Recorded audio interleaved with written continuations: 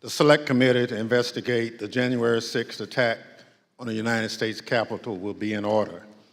Without objection, the Chair is authorized to declare the committee in recess at any point. Pursuant to House Deposition Authority Regulation 10, the Chair announces the committee's approval to release the deposition material presented during today's hearing. Good afternoon. When I think about the most basic way to explain the importance of elections in the United States, there's a phrase that always comes to mind. It may sound straightforward, but it's meaningful. We settle our differences at the ballot box. Sometimes my choice prevails, sometimes yours does, but it's that simple. We cast our votes, we count the votes. If something seems off with the results, we can challenge them in court, and then we accept the results. When you're on the losing side, that doesn't mean you have to be happy about it. And in the United States, there's plenty you can do and say so. You can protest, you can organize, you can get ready for the next election to try to make sure your side has a better chance the next time the people settle their differences at the ballot box. But you can't turn violent. You can't try to achieve your desired outcome through force or harassment or intimidation. Any real leader who sees their supporters going down that path, approaching that line, has a responsibility to say, stop. We gave it our best. We came up short. We try again next time, because we settled our differences at the ballot box. On December 14, 2020, the presidential election was officially over. The Electoral College had cast its vote. Joe Biden was the president-elect of the United States. By that point, many of Donald Trump's supporters were already convinced that the election had been stolen, because that's what Donald Trump had been telling them. So what Donald Trump was required to do in that moment, what would have been required of any American leader, was to say, we did our best and we came up short. He went the opposite way. He seized on the anger he had already stoked among his most loyal supporters, and as they approached the line, he didn't wave them off, he urged them on. Today, the committee will explain how, as a part of his last-ditch effort to overturn the election and block the transfer of power, Donald Trump summoned a mob to Washington, D.C., and ultimately spurred that mob to wage a violent attack on our democracy. Our colleagues, Ms. Murphy of Florida and Mr. Raskin of Maryland, will lay out this story. First, I'm pleased to recognize our distinguished Vice Chair, Ms. Cheney of Wyoming, for any opening comments she'd care to offer. Thank you very much, Mr. Chairman. Our committee did not conduct a hearing last week, but we did conduct an on-the-record interview of President Trump's former White House counsel, Pat Cipolloni. If you have watched these hearings, you've heard us call for Mr. Cipolloni to come forward to testify. He did. And Mr. Cipolloni's testimony met our expectations. We will save for our next hearing President Trump's behavior during the violence of January 6th. Today's hearing will take us from December 14th, 2020, when the Electoral College met and certified the results of the 2020 presidential election, up through the morning of January 6th. You will see certain segments of Pat Cipolloni's testimony today. We will also see today how President Trump summoned a mob to Washington and how the president's stolen election lies provoked that mob to attack the Capitol. And we will hear from a man who was induced by President Trump's lies to come to Washington and join the mob, and how that decision has changed his life. Today's hearing is our 7th. We have covered significant ground over the past several weeks, and we have also seen a change in how witnesses and lawyers in the Trump orbit approach this committee. Initially, their strategy in some cases appeared to be to deny and delay. Today, there appears to be a general recognition that the committee has established key facts, including that virtually everyone close to President Trump, his Justice Department officials, his White House advisors, his White House counsel, his campaign, all told him the 2020 election was not stolen. This appears to have changed the strategy for defending Donald Trump. Now the argument seems to be that President Trump was manipulated by others outside the administration, that he was persuaded to ignore his closest advisors, and that he was incapable of telling right from wrong. This new strategy is to try to blame only John Eastman or Sidney Powell or Congressman Scott Perry or others, and not President Trump. In this version, the president was, quote, poorly served by these outside advisors. The strategy is to blame people his advisors called, quote, the crazies for what Donald Trump did. This, of course, is nonsense. President Trump is a 76-year-old man. He is not an impressionable child. Just like everyone else in our country, he is responsible for his own actions and his own choices. As our investigation has shown, Donald Trump had access to more detailed and specific information showing that the election was not actually stolen than almost any other American, and he was told this over and over again. No rational or sane man in his position could disregard that information and reach the opposite conclusion. And Donald Trump cannot escape responsibility by being willfully blind. Nor can any argument of any kind excuse President Trump's behavior during the violent attack on January 6th. As you watch our hearing today, I would urge you to keep your eye on two specific points. First, you will see evidence that Trump's legal team, led by Rudy Giuliani, knew that they lacked actual evidence of widespread fraud sufficient to prove that the election was actually stolen. They knew it, but they went ahead with January 6th anyway. And second, consider how millions of Americans were persuaded to believe what Donald Trump's closest advisors in his administration did not. These Americans did not have access to the truth like Donald Trump did. They put their faith and their trust in Donald Trump. They wanted to believe in him. They wanted to fight for their country, and he deceived them. For millions of Americans, that may be painful to accept, but it is true.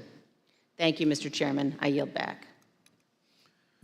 Without objection, the chair recognizes the gentlewoman from Florida, Ms. Murphy, and the gentleman from Maryland, Mr. Raskin, for opening statements. Thank you, Mr. Chairman. We know beyond a shadow of a doubt that then President Donald Trump lost in a free and fair election.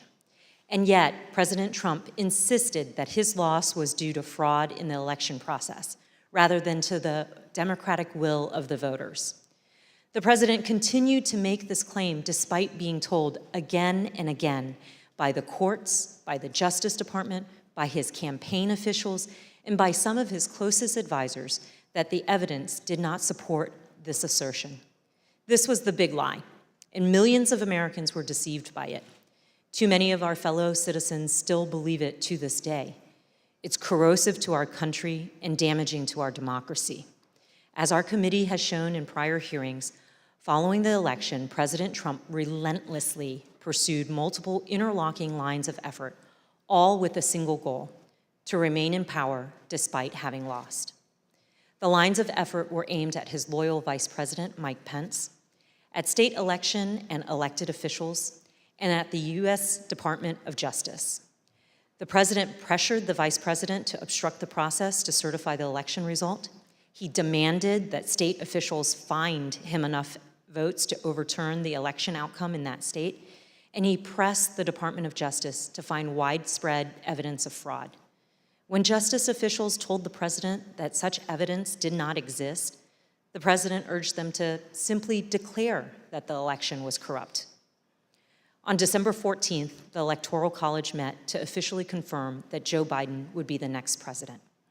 The evidence shows that once this occurred, President Trump and those who were willing to aid and abet him turned their attention to the joint session of Congress scheduled for January 6th, at which the Vice President would preside.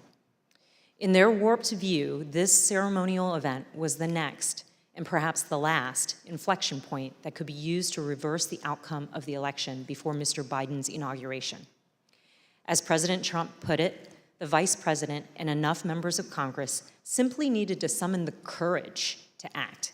To help them find that courage, the President called for backup. Early in the morning of December 19th, the President sent out a tweet urging his followers to travel to Washington, D.C. for January 6th.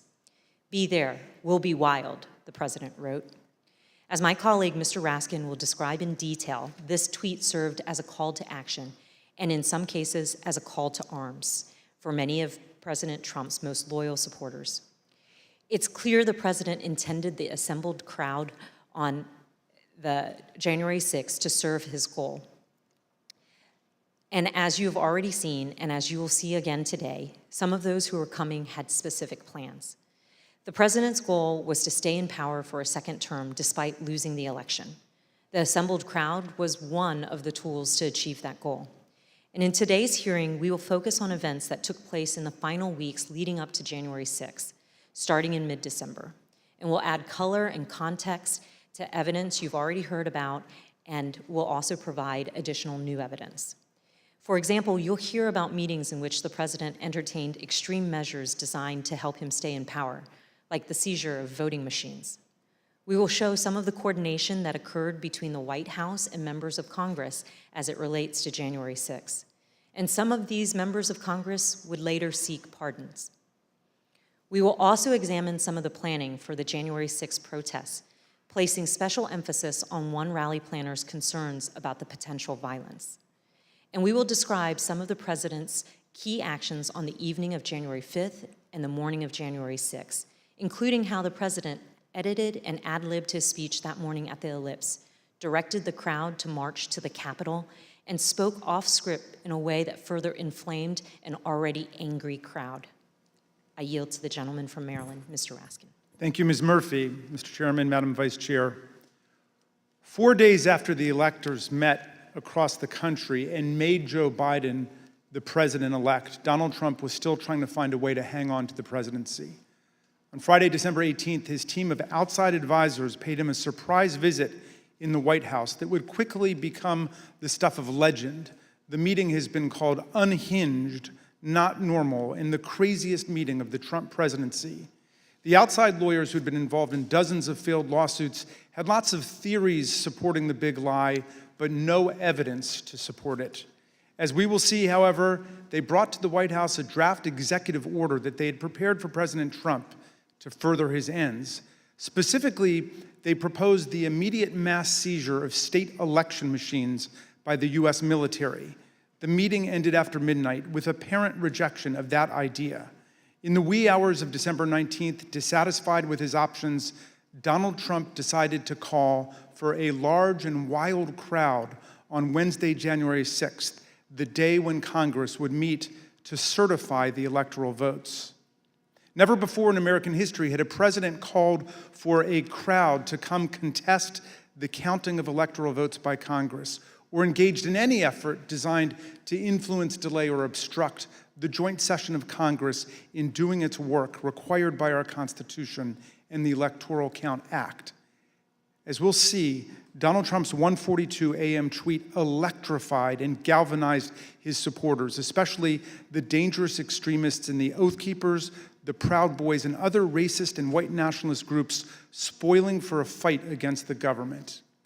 3 rings of interwoven attack were now operating towards January 6th. On the inside ring, Trump continued trying to work to overturn the election by getting Mike Pence to abandon his oath of office as vice president and assert the unilateral power to reject electoral votes. This would have been a fundamental and unprecedented breach of the Constitution that would promise Trump multiple ways of staying in office. Meanwhile, in the middle ring, members of domestic violent extremist groups created an alliance, both online and in person, to coordinate a massive effort to storm, invade, and occupy the Capitol.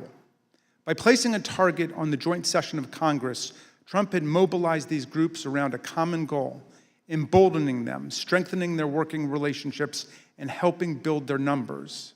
Finally, in the outer ring, on January 6th, there assembled a large and angry crowd, the political force that Trump considered both the touchstone and the measure of his political power.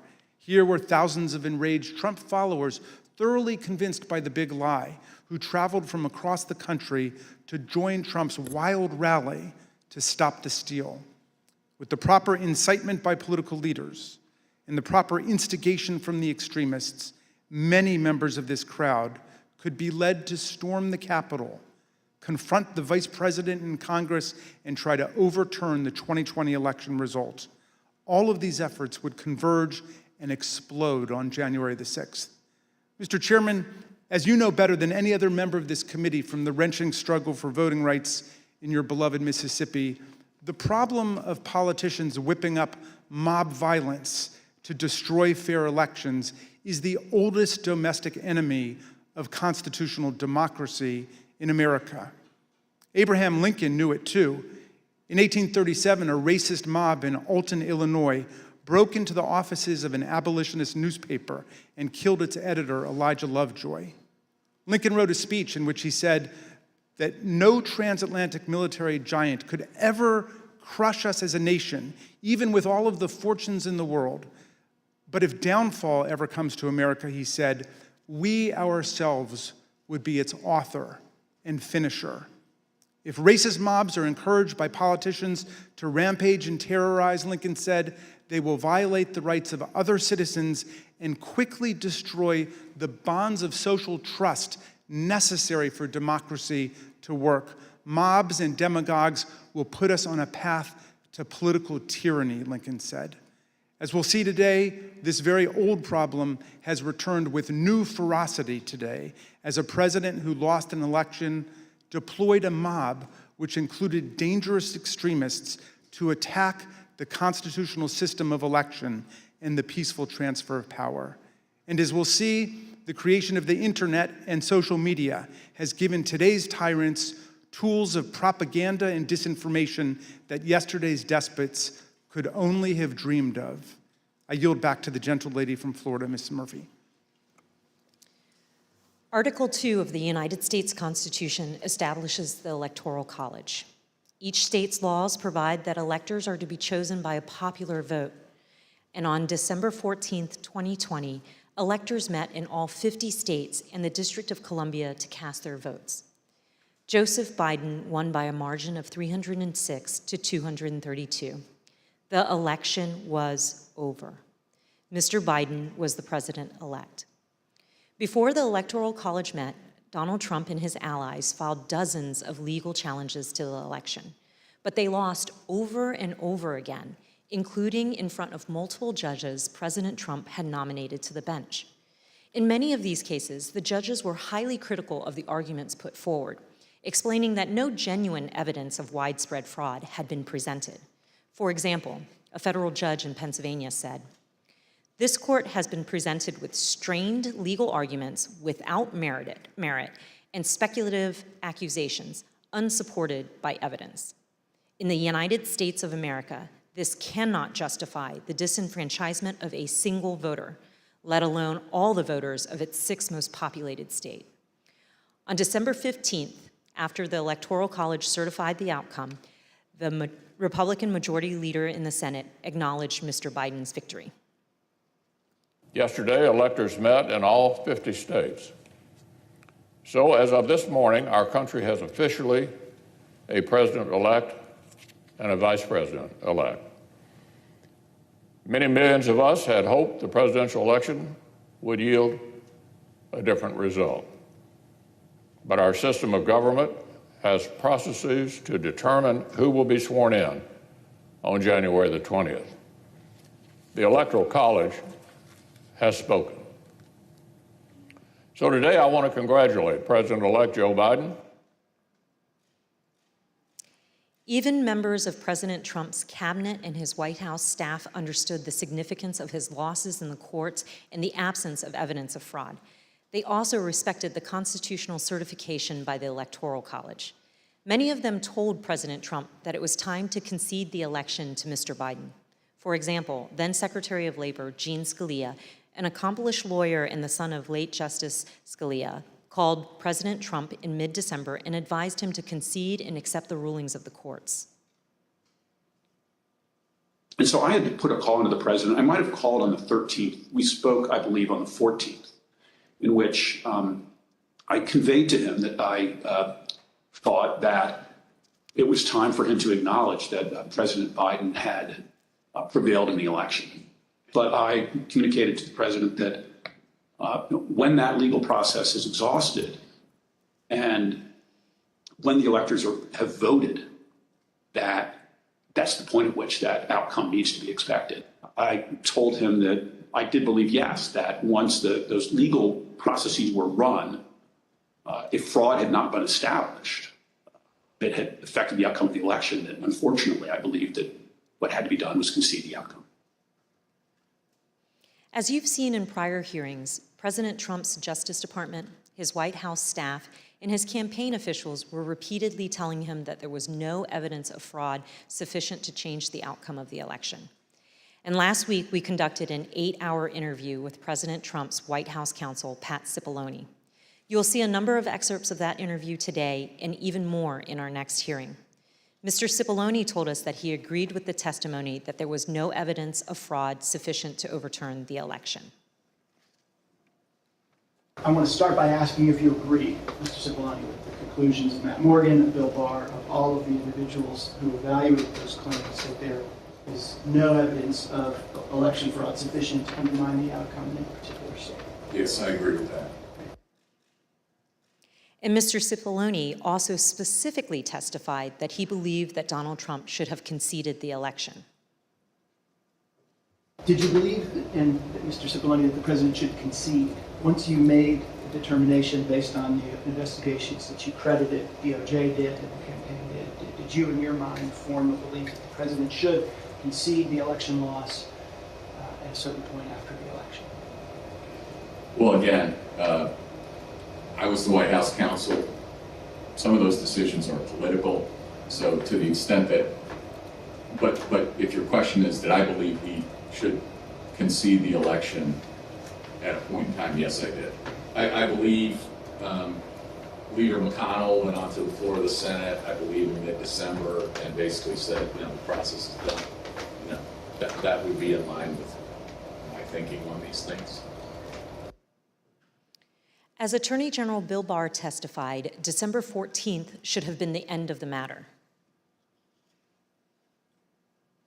December 14th was the day that the states certified their votes and sent them to Congress. And in my view, that was the end of the matter. I didn't see, I thought that this would lead inexorably to a new administration.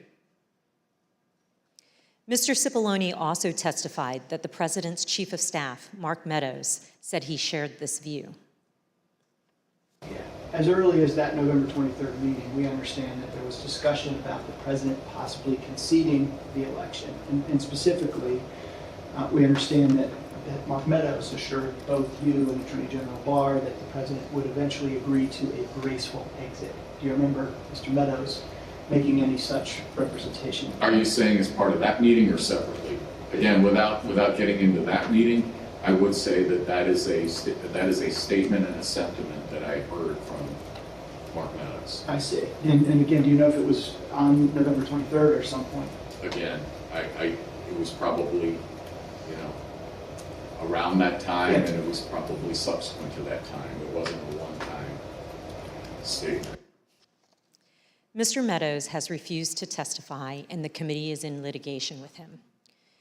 But many other White House officials shared the view that once the litigation ended and the Electoral College met, the election was over. And here's President Trump's former press secretary. I wanted to clarify, Ms. McEnany, so back to my previous question, it was your view then, or was it your view that the efforts to overturn the election should have stopped once the litigation was complete? In my view, upon the conclusion of litigation was when I began to plan for life after the administration. And this is what Ivanka Trump told us. December 14th was the day on which the Electoral College met, when these electors around the country met and cast the electoral votes consistent with the popular vote in each state. And it was obviously a public proceeding or a series of proceedings that President Biden had obtained the requisite number of electors. Was that an important day for you? Did that affect sort of your planning or your realization as to whether or not there was going to be an end of this administration? I think so. I think it was my sentiment probably prior as well. Judd Deere was a White House deputy press secretary. This was his testimony about what he told President Trump.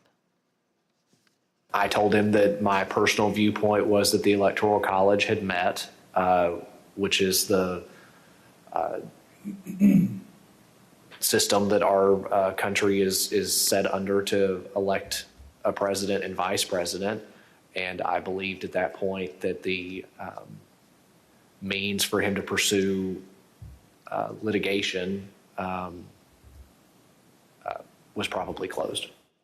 And you recall what his response, if any, was? He disagreed.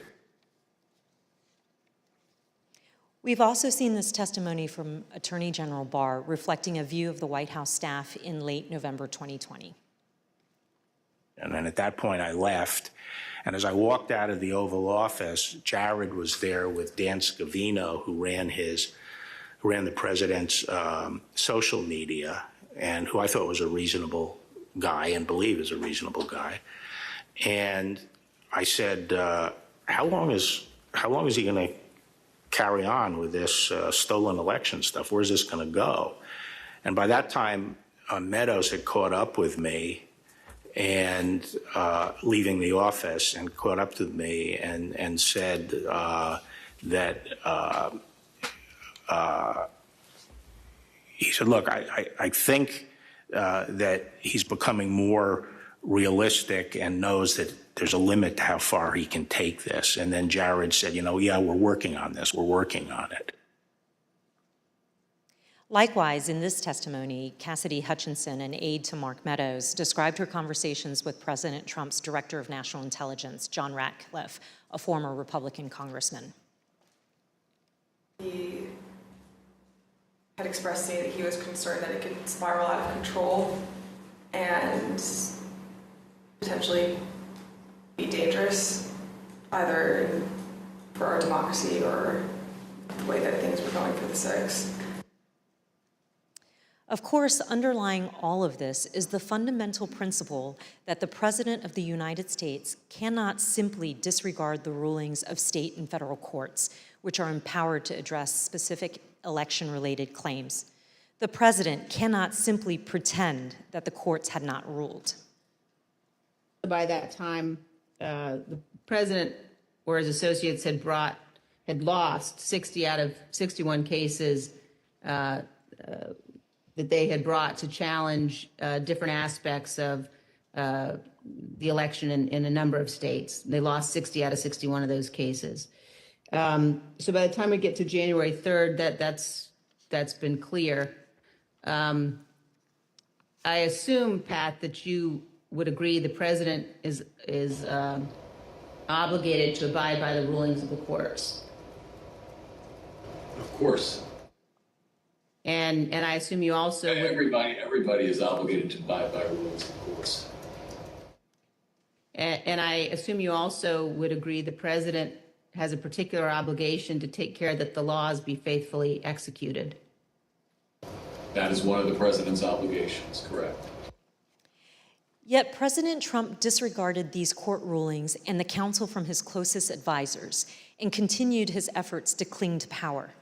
In our prior hearings, you have heard considerable testimony about President Trump's attempts to corruptly pressure Vice President Pence to refuse to count electoral votes, to corrupt the Department of Justice, to pressure state officials and state legislatures, and to create and submit a series of fake electoral slates. Now, we will show you what other actions President Trump was taking between December 14th, 2020 and January 6th. I yield to the gentleman from Maryland, Mr. Raskin. Thank you, Ms. Murphy. Throughout our hearings, you've heard how President Trump made baseless claims that voting machines were being manipulated by foreign powers in the 2020 election. You've also heard Trump's Attorney General, Bill Barr, describe such claims as complete nonsense, which he told the president. Let's review that testimony. I saw absolutely zero basis for the allegations, but they were made in such a sensational way that they obviously were influencing a lot of people, members of the public, that there was this systemic corruption in the system and that their votes didn't count and that these machines controlled by somebody else were actually determining it, which was complete nonsense. And it was being laid out there. And I told them that it was crazy stuff and they were wasting their time on that. And it was doing a grave disservice to the country. We've learned that President Trump's White House counsel agreed with the Department of Justice about this. Attorney General Barr made a public announcement on December 1st, less than a month after the election, that he had seen no suspended fraud sufficient. But fair to say that by December 1st, you had reached the same conclusion? It's fair to say that I agree with Attorney General Barr's conclusion on December 1st. Yes, I did, and I supported that conclusion. However, the strong rejection of the Attorney General and the White House counsel of these claims did not stop the president from trying to press them in public.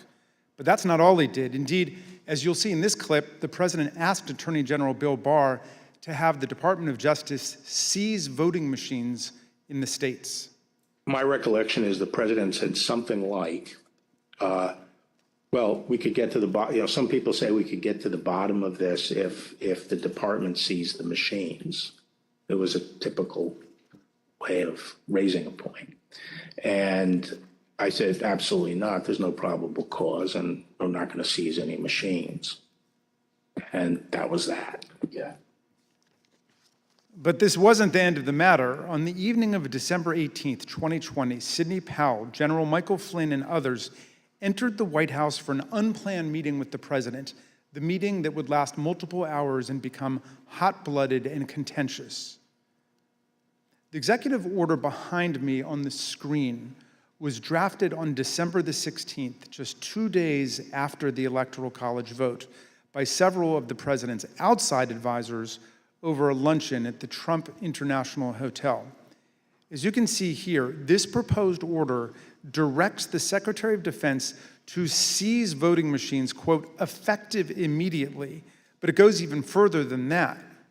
Under the order, President Trump would appoint a special counsel with the power to seize machines and then charge people with crimes with all resources necessary to carry out her duties.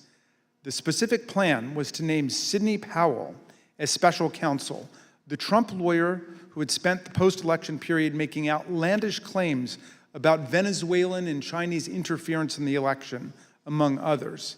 Here's what White House counsel Pat Cipolloni had to say about Sidney Powell's qualifications to take on such expansive authority. I don't think Sidney Powell would say that I thought it was a good idea to appoint her special counsel. I was vehemently opposed. I didn't think she should be appointed to anything. Sidney Powell told the president that these steps were justified because of her evidence of foreign interference in the 2020 election. However, as we've seen, Trump's allies had no such evidence and, of course, no legal authority for the federal government to seize state voting machines. Here's Mr. Cipolloni again denouncing Sidney Powell's terrible idea. There was a real question in my mind and a real concern, particularly after the Attorney General had reached the conclusion that there wasn't sufficient election fraud to change the outcome of the election. When other people kept suggesting that there was, the answer is, what is it? And at some point, you have to put up or shut up. That was my view. Why was this, on a broader scale, a bad idea for the country? To have the federal government seize voting machines, that's a terrible idea for the country. That's not how we do things in the United States. There's no legal authority to do that. And there is a way to contest elections, that happens all the time. But the idea that the federal government could come in and seize election machines, I don't understand why I would even have to tell you why that's a bad idea for the country. It's a terrible idea. For all of its absurdity, the December 18th meeting was critically important because President Trump got to watch up close for several hours as his White House counsel and other White House lawyers destroyed the baseless factual claims and ridiculous legal arguments being offered by Sidney Powell, Mike Flynn, and others. President Trump now knew all these claims were nonsense, not just from his able White House lawyers, but also from his own Department of Justice officials and indeed his own campaign officials. As White House counsel Pat Cipolloni told us, with respect to the whole election fraud issue, that to me it's sort of, if you're going to make those kind of claims, and people were open to them early on because people were making all sorts of claims, and the real question is, show the evidence, okay? It wasn't just the Justice Department, the Trump campaign, and the Trump White House lawyers who knew it. Even Rudy Giuliani's own legal team admitted that they did not have any real evidence of fraud sufficient to change the election result. Here's an email from Rudy Giuliani's lead investigator, Bernie Kerik, on December 28, 2020, to Chief of Staff Mark Meadows. Mr. Kerik did not mince any words. We can do all the investigations we want later, but if the president plans on winning, it's the legislators that have to be moved, and this will do just that. Mr. Kerik wanted the president to win. What he didn't say in this email was what he would later tell the Select Committee in a letter that his lawyer wrote to us in November. The letter said, quote, "It was impossible for Mr. Kerik and his team to determine conclusively whether there was widespread fraud or whether that widespread fraud would have altered the outcome of the election." In other words, even Rudy Giuliani's own legal team knew before January 6th that they hadn't collected enough actual evidence to support any of their stolen election claims.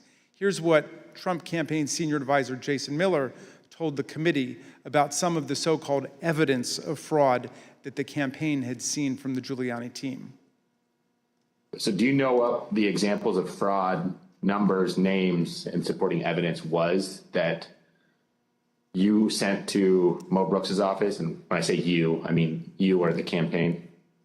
There are some very, very general documents as far as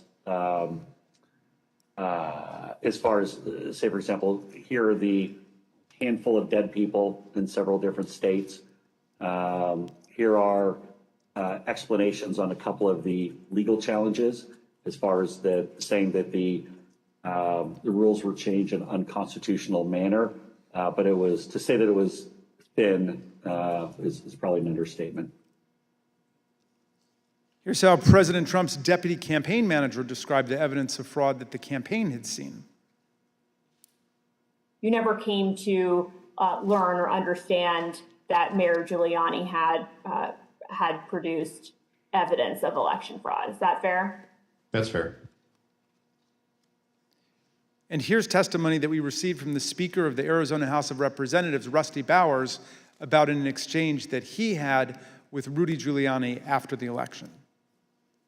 At some point, did one of them make a comment that they didn't have evidence, but they had a lot of theories? That was Mr. Giuliani. Chief of Staff Mark Meadows told people that he thought Trump should concede around the time the Electoral College certified the result. But nonetheless, he later worked to try to facilitate President Trump's wishes. Here's what Cassidy Hutchinson told us. During this period, I perceived his goal with all of this to keep Trump in office. He had very seriously and deeply considered the allegations of voter fraud. But when he began acknowledging that maybe there wasn't enough voter fraud to overturn the election, I witnessed him start to explore potential constitutional loopholes more extensively, which I then connected with John Eastman's theories. The startling conclusion is this: even an agreed upon complete lack of evidence could not stop President Trump, Mark Meadows, and their allies from trying to overturn the results of a free and fair election. So let's return to that meeting at the White House on the evening of December 18.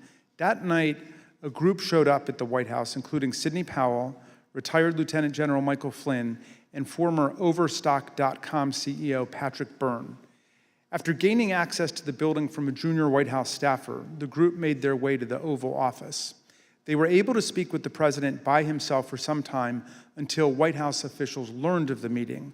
What ensued was a heated and profane clash between this group and President Trump's White House advisors, who traded personal insults, accusations of disloyalty to the president, and even challenges to physically fight.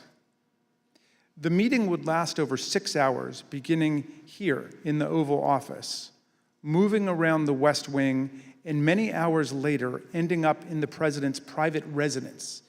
The Select Committee has spoken with 6 of the participants, as well as staffers who could hear the screaming from outside the Oval Office. What took place next is best told in their own words, as you will see from this video.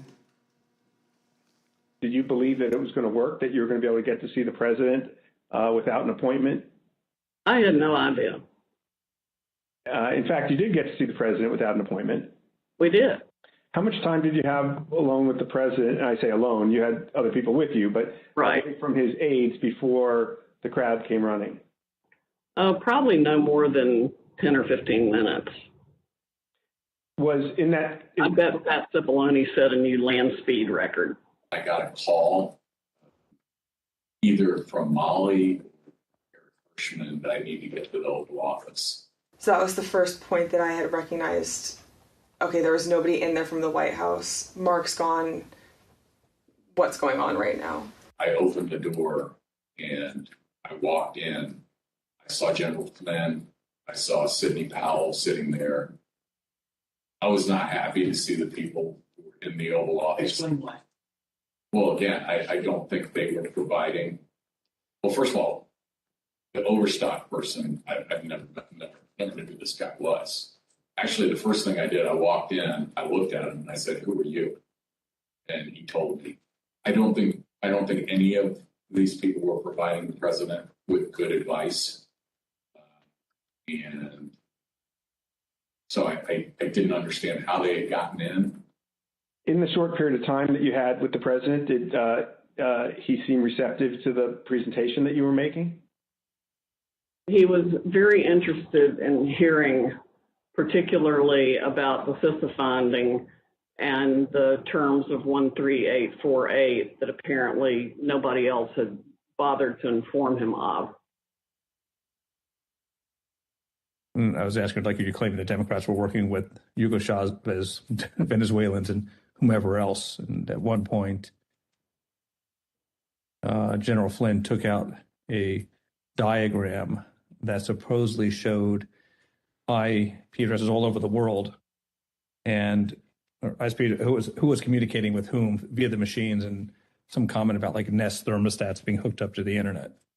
So it's been reported that during this meeting, Ms. Powell talked about Dominion voting machines and made various election fraud claims that involve foreign countries such as Venezuela, Iran, and China. Is that accurate? Sure. Was the meeting tense? Oh, yeah. It was not a casual meeting. Explain. I mean, at times there were people shouting at each other, hurling insults at each other. It wasn't just sort of people sitting around on a couch, like chit-chatting. Do you recall whether he raised to Ms. Powell the fact that she and the campaign had lost all of the 60 cases that they had brought in litigation? Yes, he raised that. And what was the response? I don't remember what she said. I don't think it was a good response. Cipolloni and Hirschman and whoever the other guy was showed nothing but contempt and disdain of the president. Yeah, I remember the three of them were really sort of forcefully attacking me verbally. Derek, and we were pushing back, and we were asking one simple question as a general matter. Where is the evidence? So, what response did you get when you asked Ms. Powell and her colleagues, where's the a variety of responses based on my current recollection, including, can't believe you would say something like, things like this, like, what do you mean, where's the evidence? You should know, and things like that, or, a disregard, I would say, a general disregard for the importance of actually backing up what you say with facts. And, then there was discussion of, well, we don't have it now, but we will have it or whatever. I mean, if it had been me sitting in his chair, I would have fired all of them that night and had them escorted out of the building. But Derek and I both challenged what she was saying. And she says, well, the judges are corrupt. And I was like, everyone? Every single case that you've done in the country you guys lost, every one of them is corrupt, even the ones we appointed? And I'm being nice. I was much more harsh to her. So one of the other things that's been reported that was said during this meeting was that President Trump told White House lawyers, Mr. Hirschman and Mr. Cipolloni, that they weren't offering him any solutions, but Ms. Powell and others were. So why not try what Ms. Powell and others were proposing? Do you remember anything along those lines being said by President Trump? I do. That sounds right. I think that it got to the point where the screaming was completely out there. I mean, you got people walk in, it was late at night, it had been a long day, and what they were proposing, I thought was nuts. I'm gonna categorically describe it as, you guys are not tough enough. Or maybe I put it another way, you're a bunch of pussies. Excuse the expression, but I'm almost certain the word was used. Flynn screamed at me that I was a quitter and everything, kept on standing up and turning around and screaming at me. And at a certain point, I had it with him. So I yelled back. Either come over or sit your effing ass back down. The president and the White House team went upstairs to the residence, but to the public part of the residence, the big parlor where you can have meetings in the conference room. Oval. They call that the yellow oval? Yes, exactly, the yellow Oval Office. I always called it the upper. And I'm not exactly sure where the Sydney group went. I think maybe the Roosevelt room. And I stayed in the cabinet room, which is kind of cool. I really like that. All by myself. At the end of the day, we landed where we started the meeting, at least from a structural standpoint, which was Sidney Powell was fighting, Mike Flynn was fighting. They were looking for avenues that would result in President Trump remaining President Trump for a second term. The meeting finally ended after midnight. Here are text messages sent by Cassidy Hutchinson during and after the meeting. As you can see, Ms. Hutchinson reported that the meeting in the West Wing was unhinged. The meeting finally broke up after midnight during the early morning of December 19. Cassidy Hutchinson captured the moment of Mark Meadows escorting Rudy Giuliani off the White House grounds to, quote, make sure he didn't wander back into the mansion. Certain accounts of this meeting indicate that President Trump actually granted Ms. Powell's security clearance and appointed her to a somewhat ill-defined position of special counsel. He asked Pat Cipolloni if he had the authority to name me special counsel, and he said yes. And then he asked him if he had the authority to give me whatever security clearance I needed, and Pat Cipolloni said yes. And then the president said, okay, I'm naming her that, and I'm giving her security clearance. And then shortly before we left, and it totally blew up, was when Cipolloni and/or Hirschman and whoever the other young man was said, you can name her whatever you want to name her, and no one's going to pay any attention to it. How did he respond? How did the president respond to that? Something like, you see what I deal with this all the time. Over the ensuing days, no further steps were taken to appoint Sidney Powell, but there is some ambiguity about what the president actually said and did during the meeting. Here is how Pat Cipolloni described it. I don't know what her understanding of whether she had been appointed, what she had been appointed to. Okay. In my view, she hadn't been appointed to anything and ultimately wasn't appointed to anything because there had to be other steps taken. So that was my view when I left the meeting, but she may have a different view and others may have a different view, and the president may have a different view. Were any steps taken, including the president himself telling her she'd been appointed? Again, I'm not going to get into what the president said in the meeting. My recollection is you're not appointed till steps are taken to get the paperwork done. And when I left the meeting, okay, I guess what I'm trying to say is I'm not going to get into what the president said or said he wanted. Mr. Cipolloni, when the matter continued to flare up over the next several days, was it your understanding that Sidney Powell was still seeking an appointment, or that she was asserting that she had been appointed by the president at the December 18 meeting? Now that you mentioned it, probably both. In terms of I think she may have been of the view that she had been appointed and was seeking to, get that done, and that she should be appointed. As you listen to these clips, remember that Ms. Powell, the person who President Trump tried to make special counsel, was ultimately sanctioned by a federal court and sued by Dominion Voting Systems for defamation. In her own defense to that lawsuit, Sidney Powell argued that, quote, no reasonable person would conclude that the statements were truly statements of fact.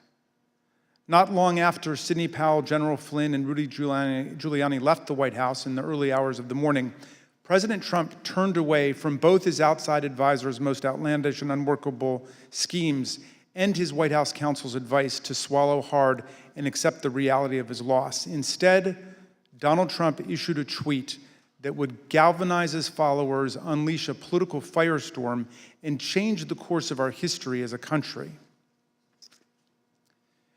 Trump's purpose was to mobilize a crowd. And how do you mobilize a crowd in 2020? With millions of followers on Twitter, President Trump knew exactly how to do it. At 1:42 a.m. on December 19, 2020, shortly after the last participants left the unhinged meeting, Trump sent out the tweet with his explosive invitation. Trump repeated his big lie and claimed it was, quote, statistically impossible to have lost the 2020 election, before calling for a big protest in D.C. on January 6th. Be there, will be wild. Trump supporters responded immediately. Women for America First, a pro-Trump organizing group, had previously applied for a rally permit for January 22nd and 23rd in Washington, D.C., several days after Joe Biden was to be inaugurated. But in the hours after the tweet, they moved their permit to January 6th, 2 weeks before. This rescheduling created the rally where Trump would eventually speak. The next day, Ali Alexander, leader of the Stop the Steal organization and a key mobilizer of Trump supporters, registered wildprotest.com, named after Trump's tweet, WildProtest.com provided comprehensive information about numerous newly organized protest events in Washington. It included event times, places, speakers, and details on transportation to Washington, D.C. Meanwhile, other key Trump supporters, including far-right media personalities, began promoting the wild protest on January 6th. It's Saturday, December 19th. The year is 2020. And one of the most historic events in American history has just taken place. President Trump, in the early morning hours today, tweeted that he wants the American people to march on Washington, D.C. on January 6, 2021. And now Donald Trump is calling on his supporters to descend on Washington, D.C., January 6th. He is now calling on we, the people, to take action and to show our numbers. We're going to only be saved by millions of Americans moving to Washington, occupying the entire area, if necessary, storming right into the Capitol. You know, we know the rules of engagement. If you have enough people, you can push down any kind of a fence or a wall. This could be Trump's last stand. And it's a time when he has specifically called on his supporters to arrive in D.C. That's something that may actually be the big push Trump supporters need to say, this is it. It's now or never. You better understand something, son. You better understand something. Red wave, bitch. Red wave. This is going to be a red wedding going down January 6th. On that day, Trump says, show up for a protest. It's going to be wild. And based on what we've already seen from the previous events, I think Trump is absolutely correct. Motherfucker, you better look outside. You better look out January 6th. Kick that fucking door open. Look down the street. There's going to be 1 million plus geeked up armed Americans. The time for games is over. The time for action is now. Where were you when history called? Where were you when you and your children's destiny and future was on the line? In that clip, you heard one of Trump's supporters predict a red wedding, which is a pop culture reference to mass slaughter. But the point is that Trump's call to Washington reverberated powerfully and pervasively online. The committee has interviewed a former Twitter employee who explained the effect that Trump had on the Twitter platform. This employee was on the team responsible for platform and content moderation policies on Twitter throughout 2020 and 2021. The employee testified that Twitter considered adopting a stricter content moderation policy after President Trump told the Proud Boys to stand back and stand by from the lectern at the September 29th presidential debate. But Twitter chose not to act. Here's the former employee, whose voice has been obscured to protect their identity, discussing Trump's stand back and stand by comment and the effect it had.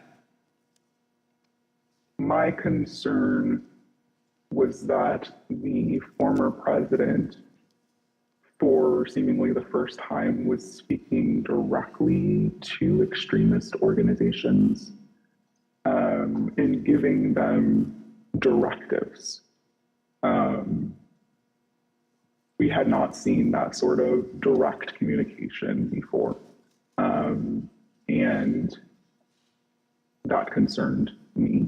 So just to clarify further, you were worried, and others at Twitter were worried, that the president might use your platform to speak directly to folks who might be incited to violence?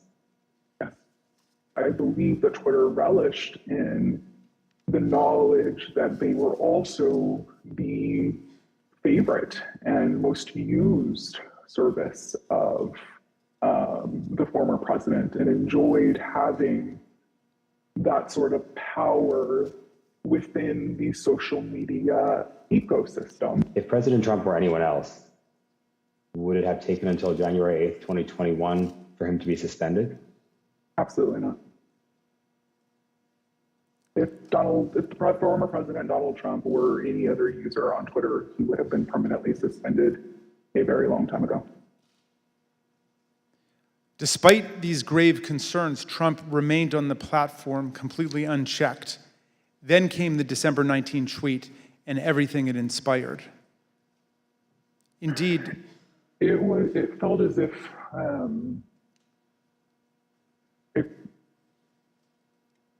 a mob was being organized, and they were gathering together their weaponry and their logic and their reasonings behind why they were prepared to fight prior to December 19th. Again, it was vague.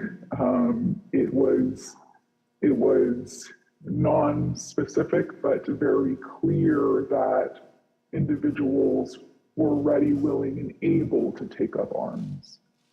After this tweet on December 19th, again, it became clear not only were these individuals ready and willing, but the leader of their cause was asking them to join him in this cause and in fighting for this cause in DC on January 6th as well.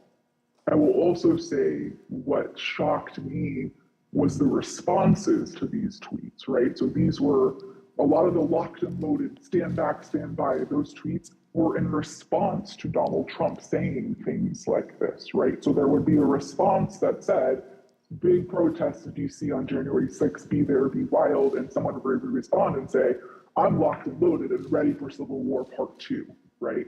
I very much believe that Donald Trump posting this tweet on December 19th was essentially staking a flag in DC on January 6th for his supporters to come and rally. And you were concerned about the potential for this gathering becoming violent? Absolutely. Indeed, many of Trump's followers took to social media to declare that they were ready to answer Trump's call. One user asked, is the 6th D-Day? Is that why Trump wants everyone there? Another asserted, Trump just told us all to come armed. Fucking A, this is happening. A third took it even further. It will be wild means we need volunteers for the firing squad. Jim Watkins, the owner of 8kun, the fringe online forum that was birthplace of the QAnon extremist movement, confirmed the importance of Trump's tweet. Why did you first decide to go to DC for January 6th? When the President of the United States announced that he was going to have a rally, then I bought a ticket and went. Watkins was at the Capitol on January 6th. Some who have since been indicted for their involvement in the attack on the Capitol also responded. One of them posted on the 19th, quote, calling all patriots, be in Washington, D.C., January the 6th. This wasn't organized by any group. DJT has invited us, and it's going to be wild. Some of the online rhetoric turned openly homicidal and white nationalist, such as, why don't we just kill them, every last Democrat, down to the last man, woman, and child? And it's time for the day of the rope. White revolution is the only solution. Others realized that police would be standing in the way of their effort to overturn the election. So one wrote, I'm ready to die for my beliefs. Are you ready to die, police? Another wrote on the Donald.win, cops don't have standing if they're laying on the ground in a pool of their own blood. The Donald.win was an openly racist and anti-Semitic forum. The Select Committee deposed that site's founder, Jody Williams. He confirmed how the president's tweet created a laser-like focus on the date of January the 6th. People have been talking about going to D.C. as soon as the election was over. And do you recall whether or not the conversation around those dates centered on the 6th after the president's tweet? Oh, sure. Yeah. I mean, after it was announced that, he was going to be there on the 6th to talk, yes. Then anything else was kind of shut out, and it was just going to be on the 6th. Okay. And that was pretty clearly reflected in the content on the site? Yeah, sure. On that site, many shared plans and violent threats. Bring handcuffs and wait near the tunnels, wrote one user. A commenter replied, suggesting zip ties instead. One post encouraged others to come with body armor, knuckles, shields, bats, pepper spray, whatever it takes. All of those were used on the 6th. The post concluded, join your local Proud Boys chapter as well. The Donald.win featured discussions of the tunnels beneath the Capitol complex, suggestions for targeting members of Congress, and encouragement to attend this once-in-a-lifetime event. While Trump supporters grew more aggressive online, he continued to rile up his base on Twitter. He said there was overwhelming evidence that the election was the biggest scam in our nation's history. As you can see, the president continued to boost the event, tweeting about it more than a dozen times in the lead up to January the 6th. Mr. Chairman, I reserve. The chair requests that those in the hearing room remain seated until the Capitol Police have escorted members from the room. Pursuant to the order of the committee of today, the chair declares the committee in recess for a period of approximately 10 minutes.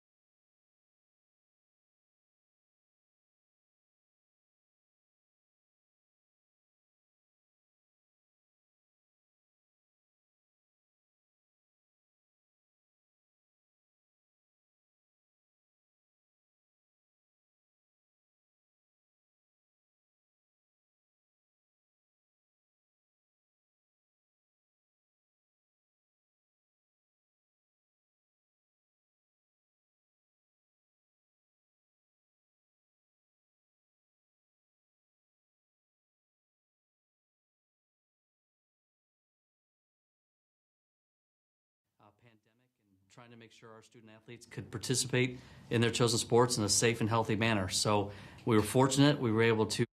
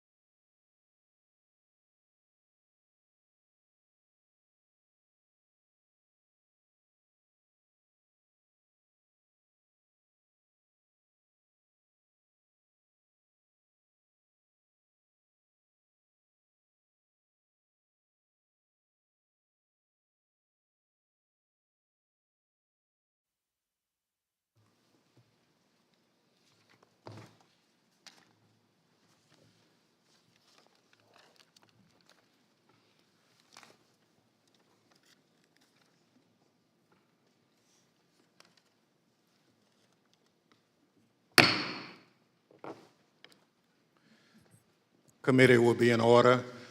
The chair recognizes the gentleman from Maryland, Mr. Raskin. Mr. Chairman, President Trump's tweet drew tens of thousands of Americans to Washington to form the angry crowd that would be transformed on January the 6th into a violent mob. Dr. Donnell Harvin, who was the Chief of Homeland Security and Intelligence for D.C., told the committee how his team saw Trump's December 19th tweet unite violent groups across the spectrum on the far right.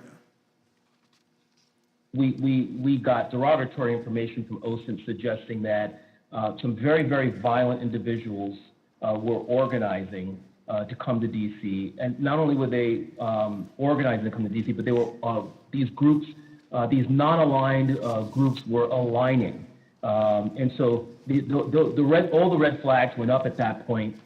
You know, when you have armed militia, collaborating with white supremacy groups, collaborating with conspiracy theory groups online, all toward the common goal, you start seeing what we call in terrorism a blended ideology, and that's a very, very bad sign. Then when they were clearly across, not just across one platform, but across multiple platforms of these groups coordinating, not just like chatting, hey, how's it going? You know, what's the weather like where you're at? But like, what are you bringing? What are you wearing? Where do we meet up? Do you have plans for the Capitol? That's operational. That's like pre-operational intelligence, right? And that is something that's clearly alarming. The Proud Boys and the Oath Keepers are two key groups that responded immediately to President Trump's call. The Proud Boys are a far-right street-fighting group that glorifies violence and white supremacy. The Oath Keepers are extremists who promote a wide range of conspiracy theories and sought to act as a private paramilitary force for Donald Trump. The Department of Justice has charged leaders of both groups with seditious conspiracy to overthrow the government of the United States on January the 6th. Trump's December 19th tweet motivated these two extremist groups, which have historically not worked together to coordinate their activities. December 19th at 10:22 a.m., just hours after President Trump's tweet, Kelly Meggs, the head of the Florida Oath Keepers, declared an alliance among the Oath Keepers, the Proud Boys, and the Florida Three Percenters, another militia group. He wrote, "We have decided to work together and shut this shit down." Phone records obtained by the Select Committee show that later that afternoon, Mr. Meggs called Proud Boys leader Enrique Tarrio, and they spoke for several minutes. The very next day, the Proud Boys got to work. The Proud Boys launched an encrypted chat called the Ministry of Self-Defense. The committee obtained hundreds of these messages, which show strategic and tactical planning about January the 6th, including maps of Washington, D.C. that pinpoint the location of police. In the weeks leading up to the attack, leaders in both the Proud Boys and the Oath Keepers worked with Trump allies. One such ally was Lieutenant General Michael Flynn, Trump's former national security advisor and one of the participants in the unhinged meeting at the White House on December 18th. He also had connections to the Oath Keepers. This photo from December 12th shows Flynn and Patrick Byrne, another Trump ally who was present at that December 18th meeting, guarded by indicted Oath Keeper Roberto Minuta. Another view of the scene shows Oath Keepers leader Stuart Rhodes in the picture as well. Another central figure with ties to this network of extremist groups was Roger Stone, a political consultant and longtime confidant of President Trump. He pardoned both Flynn and Stone in the weeks between the election on November 3rd and January 6th. In the same time frame, Stone communicated with both the Proud Boys and the Oath Keepers regularly. The committee obtained encrypted content from a group chat called Friends of Stone, FOS, which included Stone, Rhodes, Tarrio, and Ali Alexander. The chat focused on various pro-Trump events in November and December of 2020, as well as January 6th. As you can see here, Stuart Rhodes himself urged the Friends of Stone to have people go to their state capitals if they cannot make it to Washington for the first Million MAGA March on November 14th. These friends of Roger Stone had a significant presence at multiple pro-Trump events after the election, including in Washington on December the 12th. On that day, Stewart Rhodes called for Donald Trump to invoke martial law, promising bloodshed if he did not. He needs to know from you that you are with him, that he does not do it now while he is commander-in-chief. We're going to have to do it ourselves later in a much more desperate, much more bloody war. Let's get it on now while he is still the commander-in-chief. Hooah!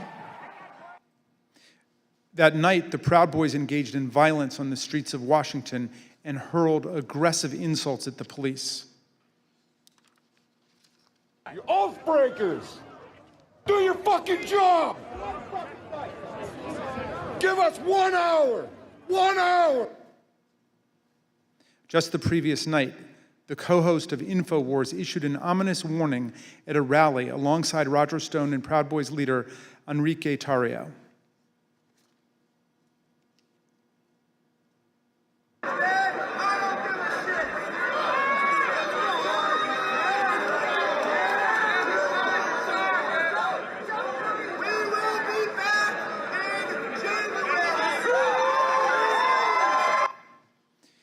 Encrypted chats obtained by the Select Committee showed that Kelly Meggs, the indicted leader of the Florida Oath Keepers, spoke directly with Roger Stone about security on January 5th and 6th.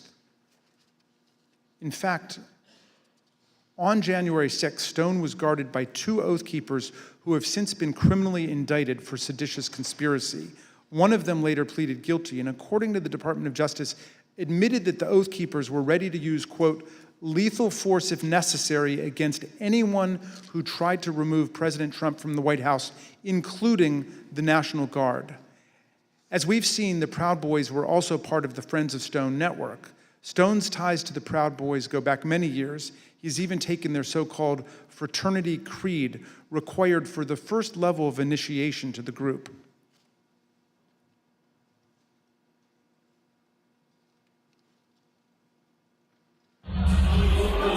Hi, I'm Roger Stone. I'm a Western chauvinist. I refuse to apologize for creating modern law.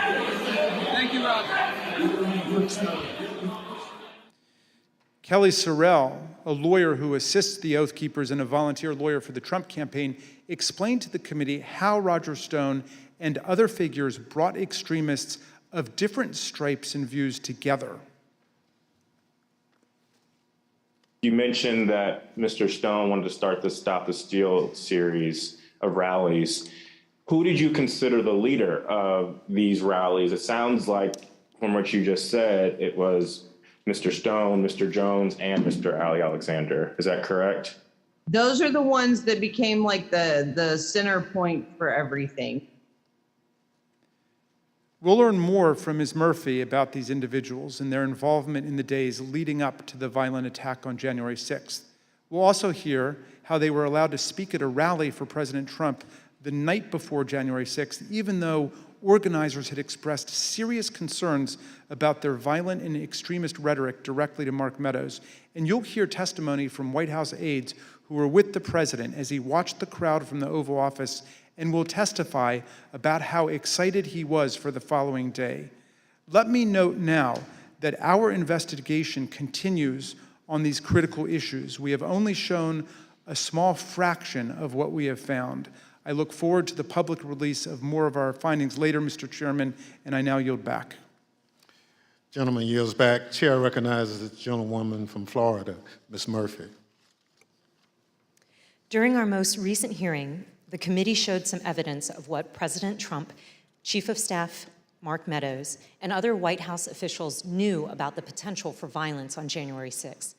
And despite this information, they made no effort to cancel the rally, halt the march to the Capitol, or even to lower the temperature among President Trump's supporters. Katrina Pearson, one of the organizers of January 6th rally and a former campaign spokeswoman for President Trump, grew increasingly apprehensive after learning that multiple activists had been proposed as speakers for the January 6th rally. These included some of the people we discussed earlier in this hearing: Roger Stone, a longtime outside advisor to President Trump.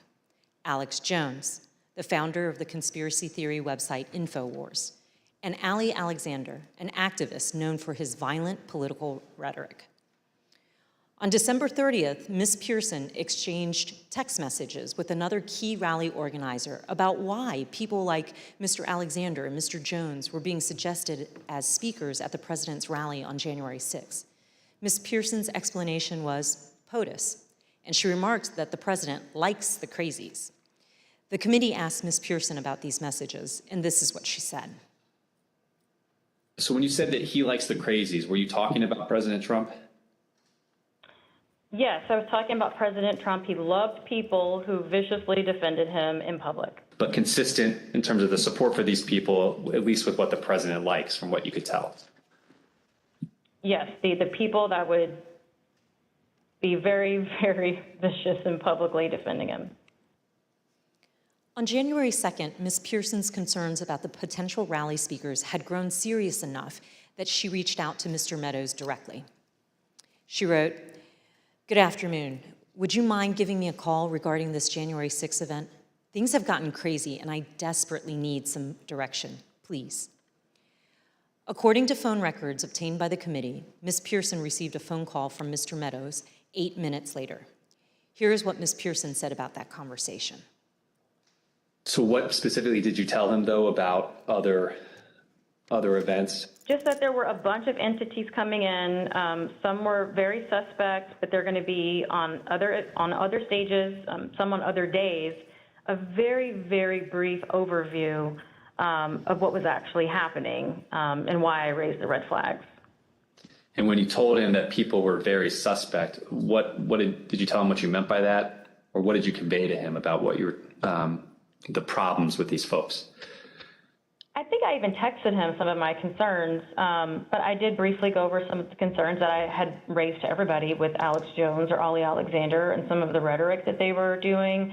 I probably mentioned to him that they had already caused trouble at other capitals or at the previous event, the previous march that they did for protesting, and I just had a concern about it. Ms. Pearson was especially concerned about Ali Alexander and Alex Jones because in November 2020, both men and some of their supporters had entered the Georgia state capitol to protest the results of the 2020 election. Ms. Pearson believed that she mentioned this to Mark Meadows on this January 2nd call.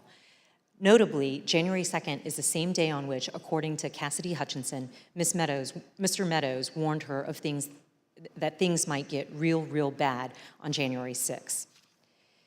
After her January 2nd call with Mr. Meadows, Katrina Pearson sent an email to fellow rally organizers. She wrote, "POTUS expectations are to have something intimate at the Ellipse and call on everyone to march to the Capitol." President's own documents suggest that the president had decided to call on his supporters to go to the Capitol on January 6th, but that he chose not to widely announce it until his speech on the Ellipse that morning. The committee has obtained this draft, undated tweet from the National Archives. It includes a stamp stating, "President has seen." The draft tweet reads, "I will be making a big speech at 10 a.m. on January 6th at the Ellipse, south of the White House. Please arrive early. Massive crowds expected. March to the Capitol after. Stop the steal." Although this tweet was never sent, rally organizers were discussing and preparing for the march to the Capitol in the days leading up to January 6th. This is a January 4th text message from a rally organizer to Mike Lindell, the MyPillow CEO. The organizer says, "This stays between us. We're having a second stage at the Supreme Court again after the Ellipse. POTUS is going to have us march there / the Capitol. It cannot get out about the second stage because people will try and set up another and sabotage it. It can also not get out about the march because I will be in trouble with the National Park Service and all the agencies. But POTUS is going to just call for it, quote, unexpectedly." The end of the message indicates that the president's plan to have his followers march to the Capitol was not being broadly discussed. And then on the morning of January 5th, Ali Alexander, whose firebrand style concerned Katrina Pearson, sent a similar text to a conservative journalist. Mr. Alexander said, "Tomorrow, ellipse then U.S. Capitol. Trump is supposed to order us to the Capitol at the end of his speech, but we will see." President Trump did follow through on his plan, using his January 6th speech to tell his supporters to march to the Capitol on January 6th. The evidence confirms that this was not a spontaneous call to action, but rather was a deliberate strategy decided upon in advance by the president. Another part of the president's strategy involved certain members of Congress who amplified his unsupported assertions that the election had been stolen. In the weeks after the election, the White House coordinated closely with President Trump's allies in Congress to disseminate his false claims and to encourage members of the public to fight the outcome on January 6th. We know that the president met with various members to discuss January 6th well before the joint session. The president's private schedule for December 21st, 2020 shows a private meeting with Republican members of Congress. We know that Vice President Pence, Chief of Staff Mark Meadows, and Rudy Giuliani also attended that meeting. We obtained an email that was sent from Congressman Mo Brooks of Alabama to Mark Meadows setting up that meeting. The subject line is White House meeting December 21st regarding January 6th. In his email, Congressman Brooks explained that he had not asked anyone to join him in the, quote, January 6th effort, because in his view, quote, only citizens can exert the necessary influence on senators and congressmen to join this fight against massive voter fraud and election theft.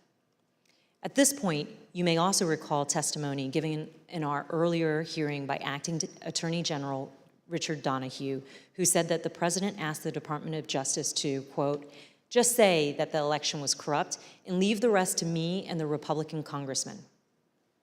According to White House visitor logs obtained by the committee, members of Congress present at the White House on December 21st included Congressman Brian Babin, Andy Biggs, Matt Gaetz, Louis Gohmert, Paul Gosar, Andy Harris, Jody Heiss, Jim Jordan, and Scott Perry. Then Congresswoman-elect Marjorie Taylor Greene was also there. We heard testimony in an early hearing that a pardon was ultimately requested by Congressman Mo Brooks and other members of Congress who attended this meeting. We've asked witnesses what happened during the December 21st meeting, and we've learned that part of the discussion centered on the role of the vice president during the counting of the electoral votes. These members of Congress were discussing what would later be known as the Eastman theory, which was being pushed by attorney John Eastman. In one of our earlier hearings, you heard in great detail that President Trump was trying to convince Vice President Pence to do something illegal. His White House counsel confirmed all of that in testimony last week. Your view, Mr. Cipolloni, upon those discussions with Mr. Philbin, with Greg Jacob, what was your assessment as to what the Vice President could or could not do at the joint session? What was my assessment about what he could or couldn't do? Yes, your view of the issue. My view was that the vice president didn't have the legal authority to do anything except what he did. They've both told us, Mr. Philbin and Mr. Jacob, that they looked very closely at the Eastman memos, the Eastman theory, and thought that it had no basis, that it was not a strategy that the president should pursue. It sounds like that's consistent with your impression as well. My impression would have been informed certainly by them. Campaign senior advisor Jason Miller told us that Mr. Cipolloni thought John Eastman's theories were nutty, something Mr. Cipolloni wouldn't refute. We've received testimony from various people about this. One was Jason Miller, who was a campaign, said that what was communicated to me was that Pat Cipolloni thought the idea was nutty, and at one point confronted Eastman basically with the same sentiment. I don't have any reason to contradict what he said. On January 4th, John Eastman went to the White House to meet with the president and vice president. Mr. Cipolloni tried to participate in this meeting, but he was apparently turned away. You didn't go to the meeting in the Oval Office where Eastman met with the president and with the vice president. Do you remember why you didn't personally attend? I did walk to that meeting, and I did go into the Oval Office with the idea of attending that meeting, and then I ultimately did not attend that meeting. Why not? The reasons for that are privilege. Okay. Were you asked to not attend the meeting, or did you make a personal decision not to attend the meeting? Again, without getting into privilege. Recall that Greg Jacob, the vice president's counsel, stated that Mr. Eastman acknowledged he would lose 9-0 if his legal theory were challenged in the Supreme Court. Mr. Cipolloni had reviewed Mr. Eastman's legal theory and expressed his view repeatedly that the vice president was right. He even offered to take the blame for the vice president's position. I thought that the vice president did not have the authority to do what was being suggested under a proper reading of the law. I conveyed that. Okay. I think I actually told somebody, in the vice president's, just blame me. This is, I'm not a politician, I don't, I just said, I'm a lawyer. This is my legal opinion. But let me tell you this. Can I say a word about the vice president? Please. I think the vice president did the right thing. I think he did the courageous thing.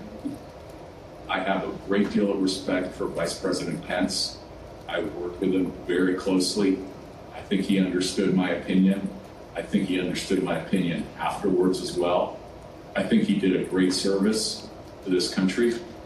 And I think I suggested to somebody that he should be given the Presidential Medal of Freedom for his actions.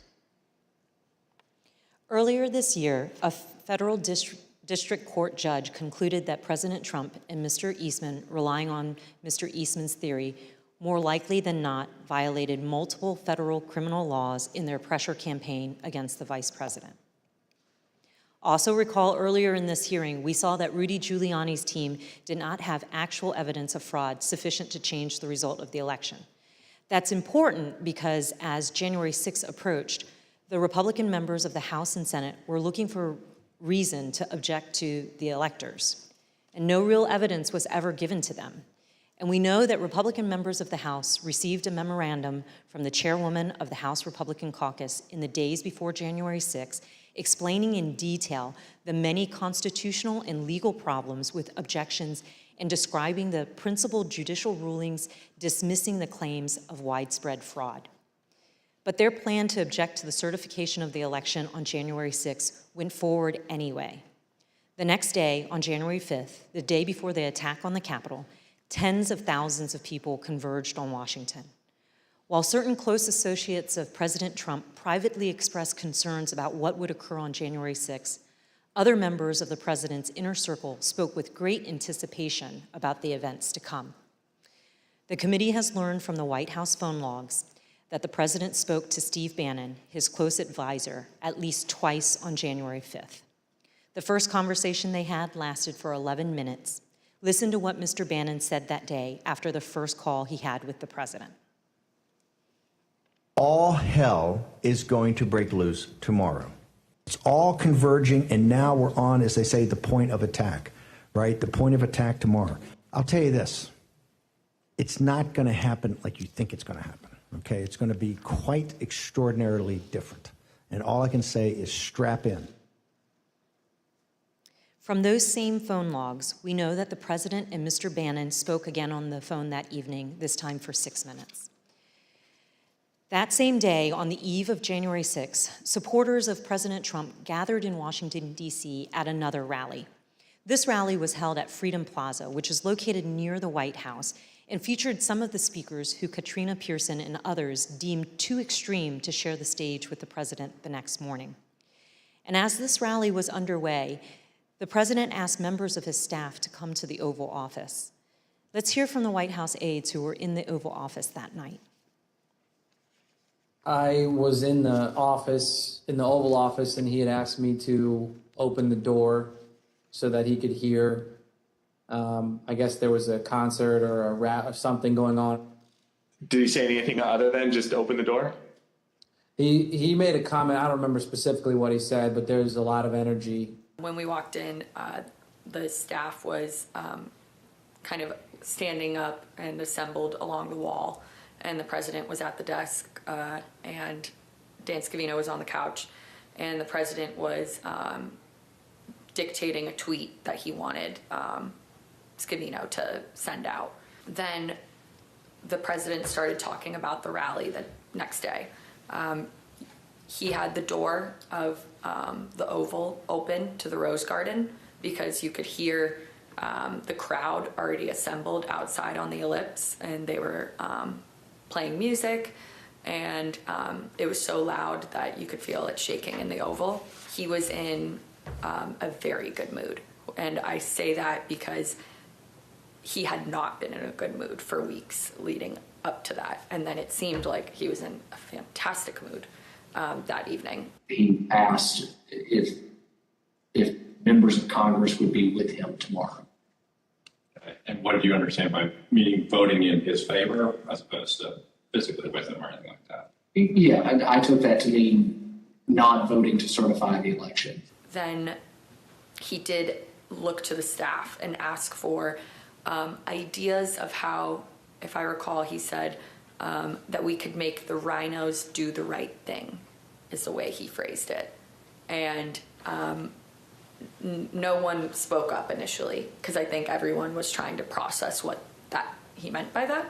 The president was making notes then, talking then about we should go up to the Capitol. What's the best route to go to the Capitol?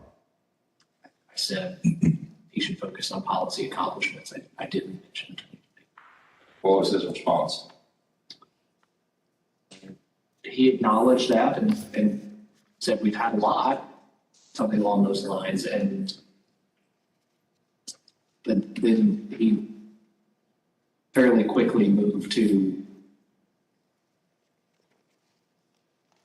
how fired up the crowd was going to be. And what did he say about it? Just that they were fired up, they were angry, they feel like the election has been stolen, that the election was rigged. Did he give you any indication of how he knew that the crowd was fired up or angry? He continued to reference being able to hear them outside.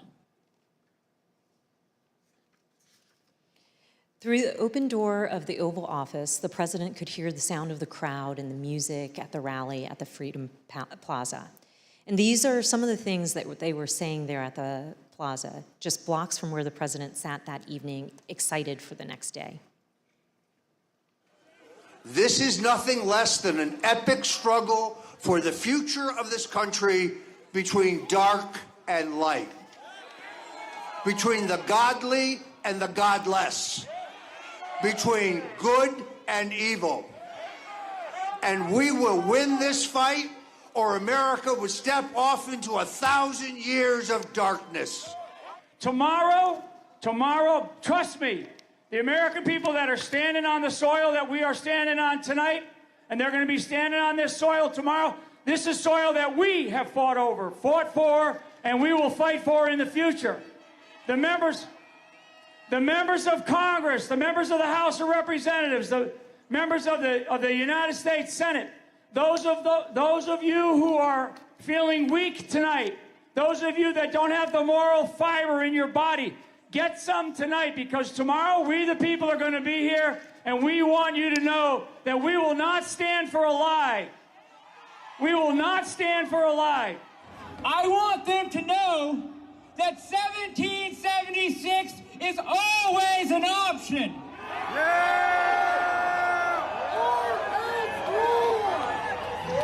These degenerates in the deep state are going to give us what we want, or we are going to shut this country down. It's 1776! 1776! 1776! 1776! At 5:05 p.m., as the Freedom Plaza rally was underway just blocks away, President Trump tweeted, "Washington is being inundated with people who don't want to see an election victory stolen by emboldened radical left Democrats. Our country has had enough. They won't take it anymore." To the crowds gathering in D.C., he added, We hear you and love you from the Oval Office.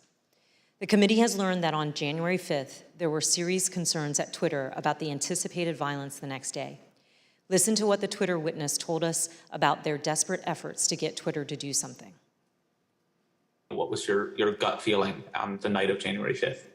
I believe I sent a Slack message to someone that said something along the lines of, when people are shooting each other tomorrow, I will try and rest in the knowledge that we tried.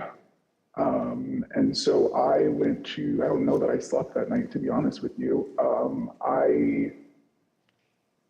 I was on pins and needles because, again, for months, I had been begging and anticipating and attempting to raise the reality that if we made no intervention into what I saw occurring, people were going to die. And on January 5th, I realized no intervention was coming. And even as hard as I had tried to create one or implement one, there was nothing, and we were at the whims and the mercy of a violent crowd that was locked and loaded. And just for the record, this was content that was echoing statements by the former president, but also Proud Boys and other known violent extremist groups? Yeah. There were also concerns among members of Congress. We have a recently released recording of a conversation that took place among Republican members in the U.S. Capitol on the eve of January 6th. This is Republican Congresswoman Debbie Lesko from Arizona, who led some of the unfounded objections to the election results. I also asked leadership to come up with a safety plan for members. I'm actually very concerned about this because we have who knows how many hundreds of thousands of people coming here. We have Antifa. We also have, quite honestly, Trump supporters who actually believe that we are going to overturn the election. And when that doesn't happen, most likely will not happen, they are going to go nuts. That same evening, as President Trump listened to the rally from the Oval Office, he was also working on his speech to be delivered the next day. And based on documents we've received from the National Archives, including multiple drafts of the president's speech, as well as from witness testimony, we understand how that speech devolved into a call to action and a call to fight. One of the first edits President Trump made to his speech was to incorporate his 5:05 p.m. tweet, revising his speech to say, "All of us are here today, do not want to see our election victory stolen by emboldened radical left Democrats. Our country has had enough. We will not take it anymore." He also added, "Together, we will stop the steal."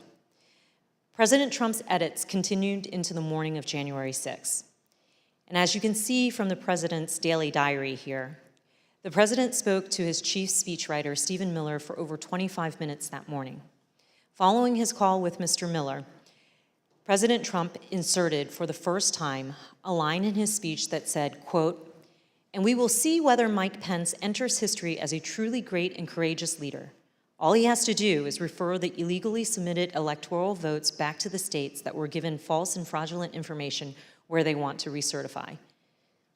No prior version of this speech had referenced Vice President Pence or his role during the joint session on January 6th.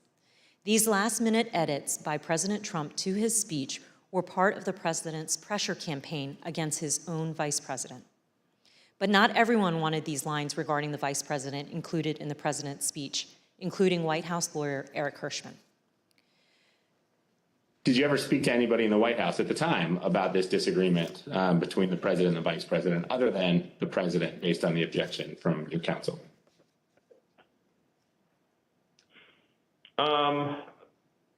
Maybe had a brief conversation about it with Eric Hirschman. Tell me about that. What do you remember him saying to you about this disagreement? I just remember him saying that he had a,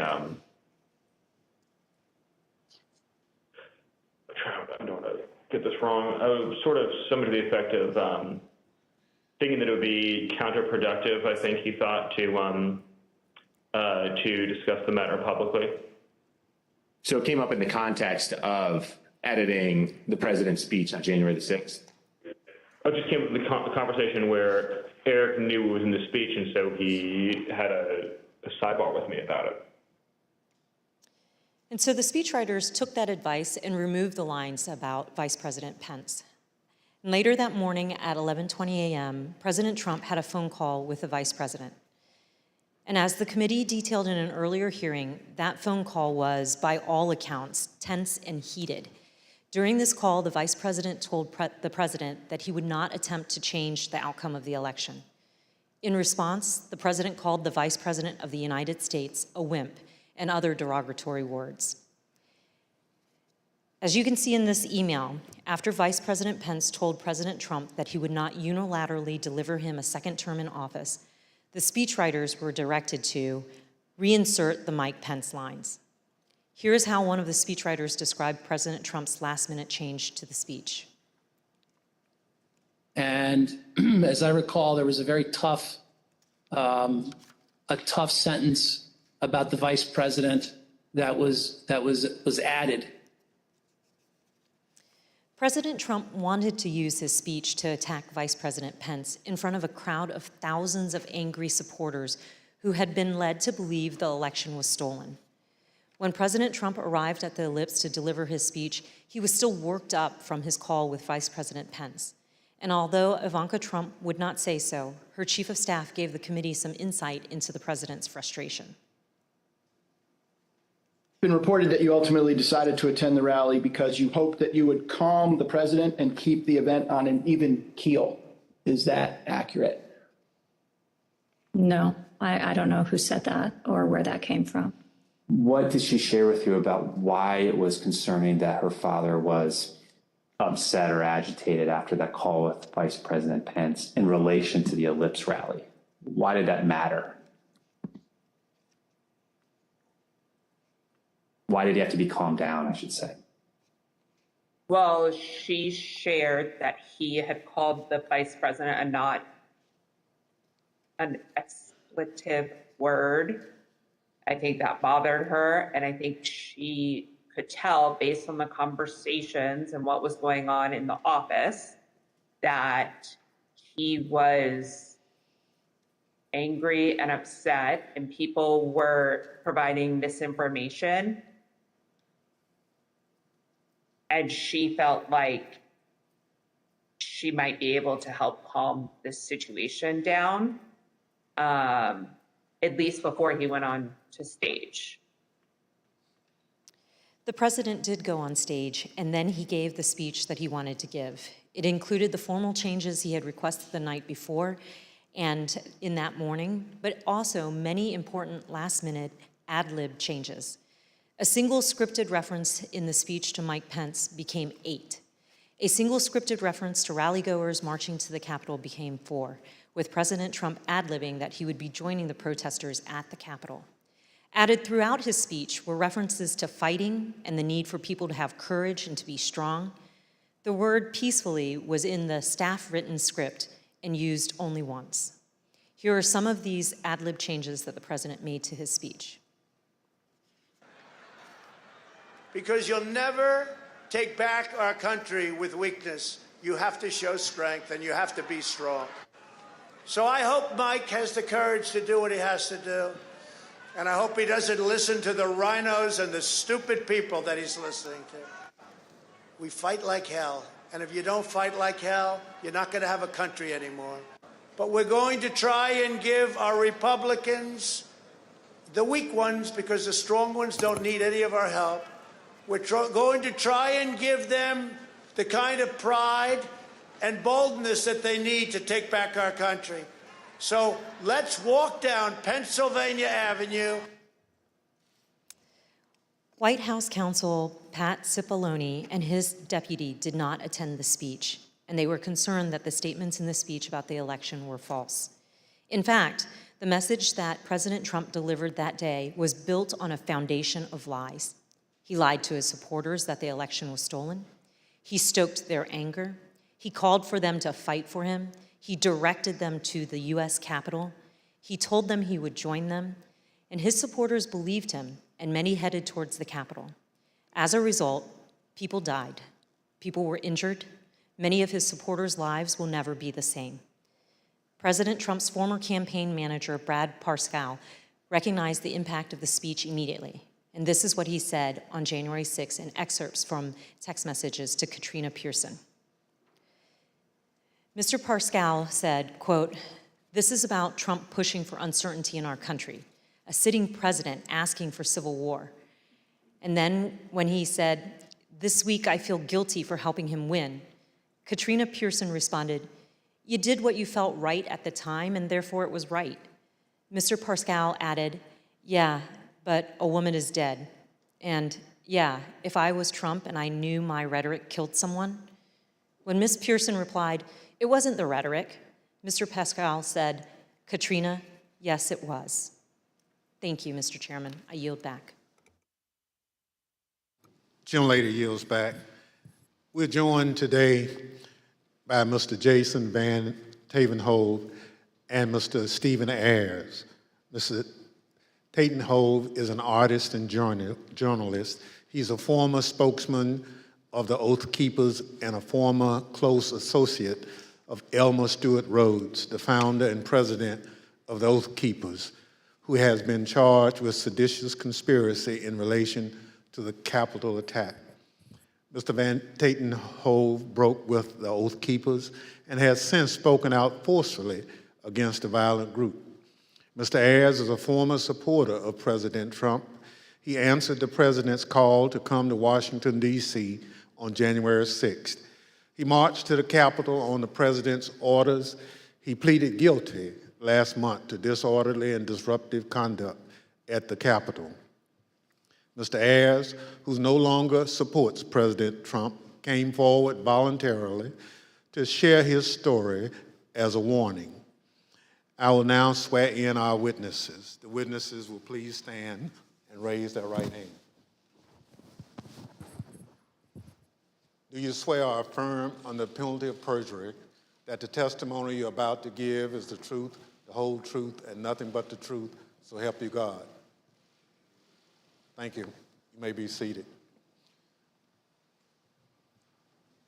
Let the record reflect that the witnesses answered in the affirmative.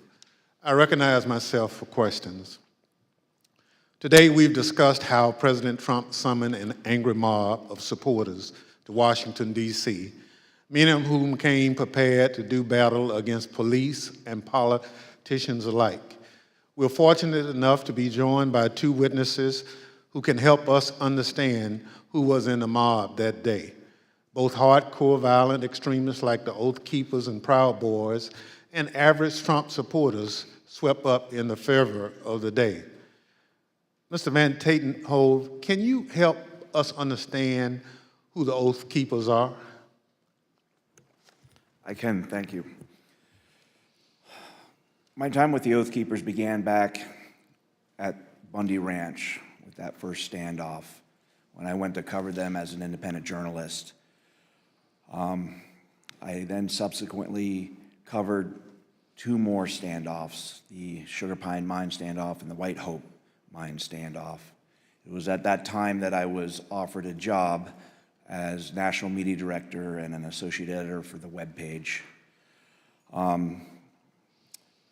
So I spent a few years with the Oath Keepers, and I can tell you that they may not like to call themselves a militia, but they are.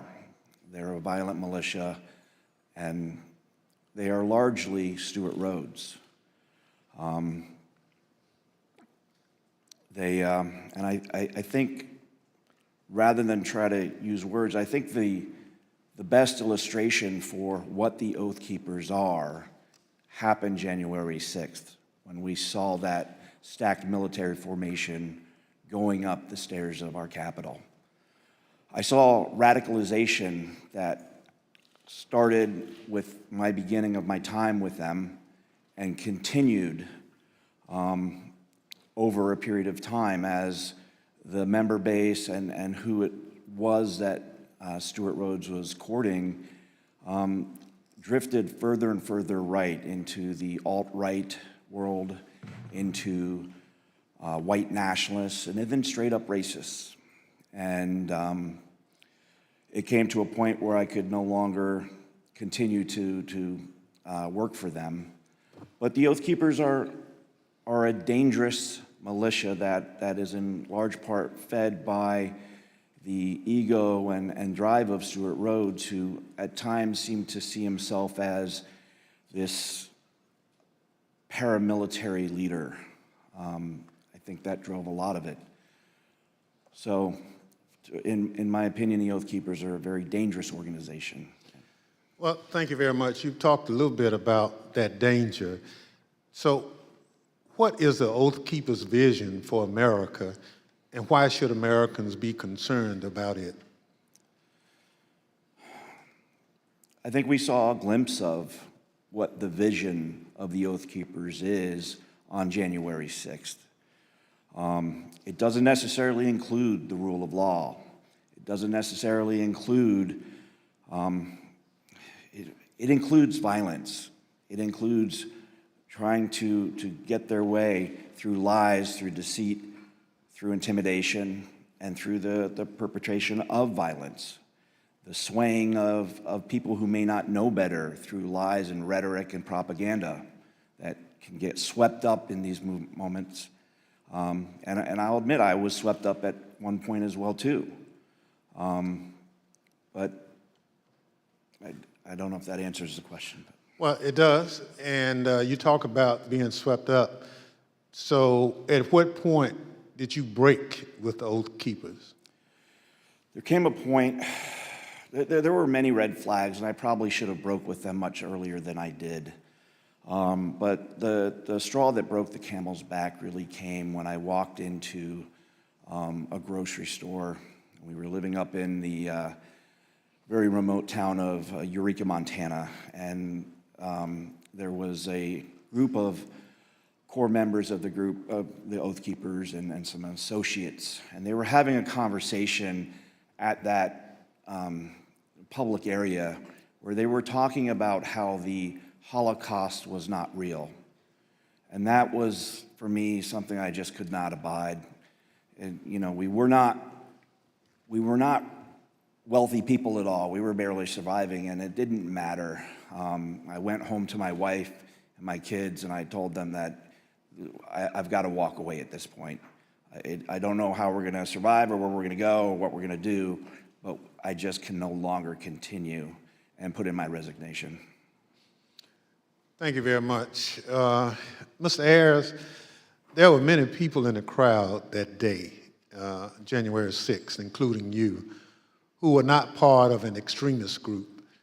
I'd like to start by having you tell the American people a little bit about yourself. Can you tell us about your life before January 6th? Yeah, basically nothing but a family man and a working man. Worked at the company, a cabinet company up in Northeast Ohio for going on 20 years. You know, family's my life.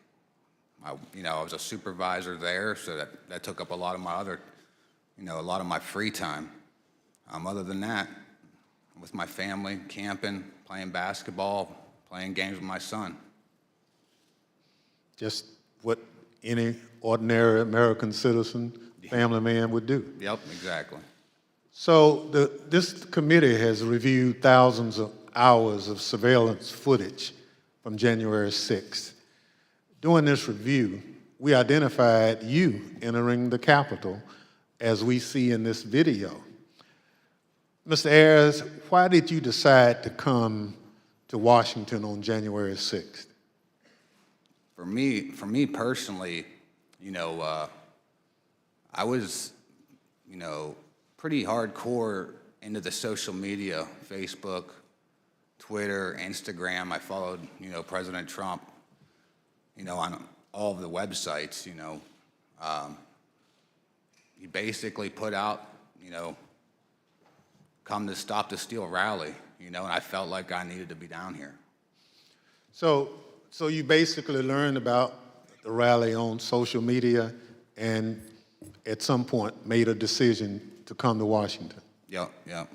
I had some friends I found out were coming down, and I just hopped on with them right at the tail end when I found out and came down here with them.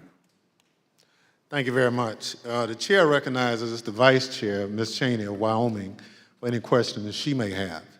Thank you very much, Mr. Chairman. Mr. Ayers, when you entered the Capitol last year, did you believe that the election had been stolen? At that time, yeah. Everything that I was seeing online, I definitely believed that that's exactly what that was the case. And when you heard from President Trump that the election was stolen, how did that make you feel? Oh, I was very upset, as were most of his supporters. That's basically what got me to come down here. And do you still believe the election was stolen? Not so much now. I got away from all the social media when January 6th happened. Basically deleted it all. I started doing my own research and everything. And for me, for something like that to be that, for that to actually take place, it's too big. There's no way you can keep something like that quiet, as big as something like that. With all the lawsuits being shot down one after another, that was mainly what convinced me.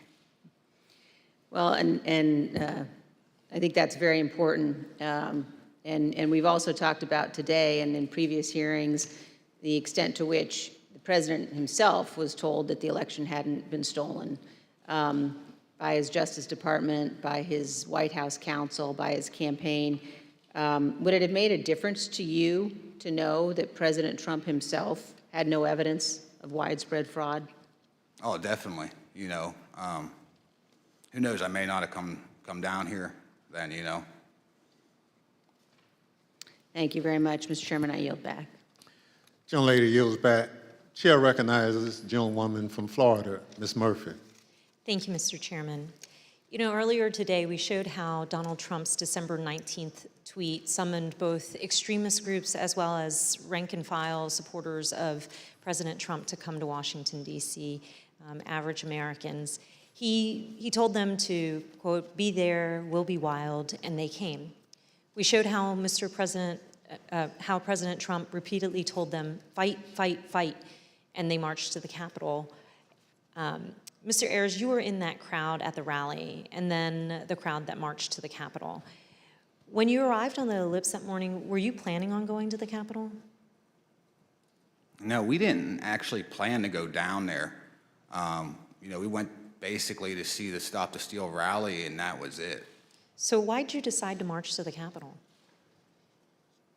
Well, basically, the president, got everybody riled up, told everybody to head on down. So we basically were just following what he said. After the president's speech, as you're marching down to the Capitol, how did you feel? I was, I'm angry, after everything that was basically said in the speech. A lot of the stuff he said, he already put out in tweets. I've already seen it and heard it before. So, I was already worked up, and so were most of the people there. So as you started marching, did you think there was still a chance the election would be overturned? Yeah, at that time I did, because everybody was kind of like in the hope that, Vice President Pence was not going to certify the election. Also the whole time on our way down there, we kept hearing about this big reveal I remember us talking about, and we kind of thought maybe that was it. So that hope was there. Did you think that the president would be marching with you? Yeah, I think everybody thought he was going to be coming down. He said in his speech, kind of like he's going to be there with us. So, I think I believed it. I understand. We know that you illegally entered the Capitol that afternoon and then left the Capitol area later on. What made you decide to leave? Basically, when President Trump put his tweet out, we literally left right after that come out. You know, to me, if he would have done that earlier in the day, 1:30, you know, we wouldn't be in this. Maybe we wouldn't be in this bad of a situation or something. Thank you. Mr. Chairman, I yield back. Chair recognizes the gentleman from Maryland, Mr. Raskin. Thank you, Mr. Chairman. Mr. Van Tatenhoff, in the run-up to January 6th, Stuart Rhodes publicly implored President Trump to invoke the Insurrection Act, the 1807 law that allows the president to call up militias to put down a rebellion against the United States. And I want to get your thoughts about this in the context of your prior relationship with Stuart Rhodes. I understand that you had conversations with Rhodes about the Insurrection Act. Why was he so fixated on that, and what did he think it would enable the Oath Keepers to do? Well, I think it gave him a sense of legitimacy, that it was a path forward to move forward with his goals and agendas. I think we need to quit mincing words and just talk about truths. And what it was going to be was an armed revolution. I mean, people died that day. Law enforcement officers died this day. There was a gallows set up in front of the Capitol. This could have been the spark that started a new civil war, and no one would have won there. That would have been good for no one. He was always looking for ways to legitimize what he was doing, whether by wrapping it in the trappings of it's not a militia, it's a community preparedness team. We're not a militia, we're an educational outreach group. It's a veteran support group. But again, we've got to stop with this dishonesty and the mincing of words and just call things for what they are. You know, he's a militia leader. He had these grand visions of being a paramilitary leader, and the Insurrection Act would have given him a path forward with that. You know, the fact that the president was communicating, whether directly or indirectly, messaging, you know, kind of that gave him the nod. And all I can do is thank the gods that things did not go any worse that day. What did the Oath Keepers see in President Trump? They saw a path forward that would have legitimacy. They saw opportunity, I think, in my opinion, to become a paramilitary force, you know? Last week, the Department of Justice indicated that it has evidence of the Oath Keepers bringing not just firearms, but explosives to Washington ahead of January 6th. And the committee's also learned that Stuart Rhodes stopped to buy weapons on his way to Washington and shipped roughly $7,000 worth of tactical gear to a January 6th rally planner in Virginia before the attack. Did you ever hear Rhodes discuss committing violence against elected political leaders? Yeah, I mean, that went back from the very beginning of my tenure. One of the first assignments that he brought to me, wanting me to do as more of a graphic artist function, was to create a deck of cards. You may remember back to the conflict in the Middle East, where our own military created a deck of cards, which was a who's who of kind of the key players on the other side that they wanted to take out. And Stuart was very intrigued by that notion and influenced by it, I think. And he wanted me to create a deck of cards that would include different politicians, judges, including up to Hillary Clinton as the Queen of Hearts. This is a project that I refused to do. But from the very start, we saw that. There was always the push for military training, including there were courses in that community that went over explosives training. So, yeah, this all falls in line. Mr. Van Tatenhoff, you say in your very thoughtful written testimony that we received today that you fear what the next election cycle will bring, And you also say that we have been exceedingly lucky in that we have not seen more bloodshed so far. I wonder if you would elaborate on those two statements. I think as far as the luck goes, we've had the potential from Bundy Ranch on. I mean, being boots on the ground at these standoffs, and they were standoffs where there were firearms pointed across lines at federal law enforcement agencies, whatever it may be with that particular standoff. But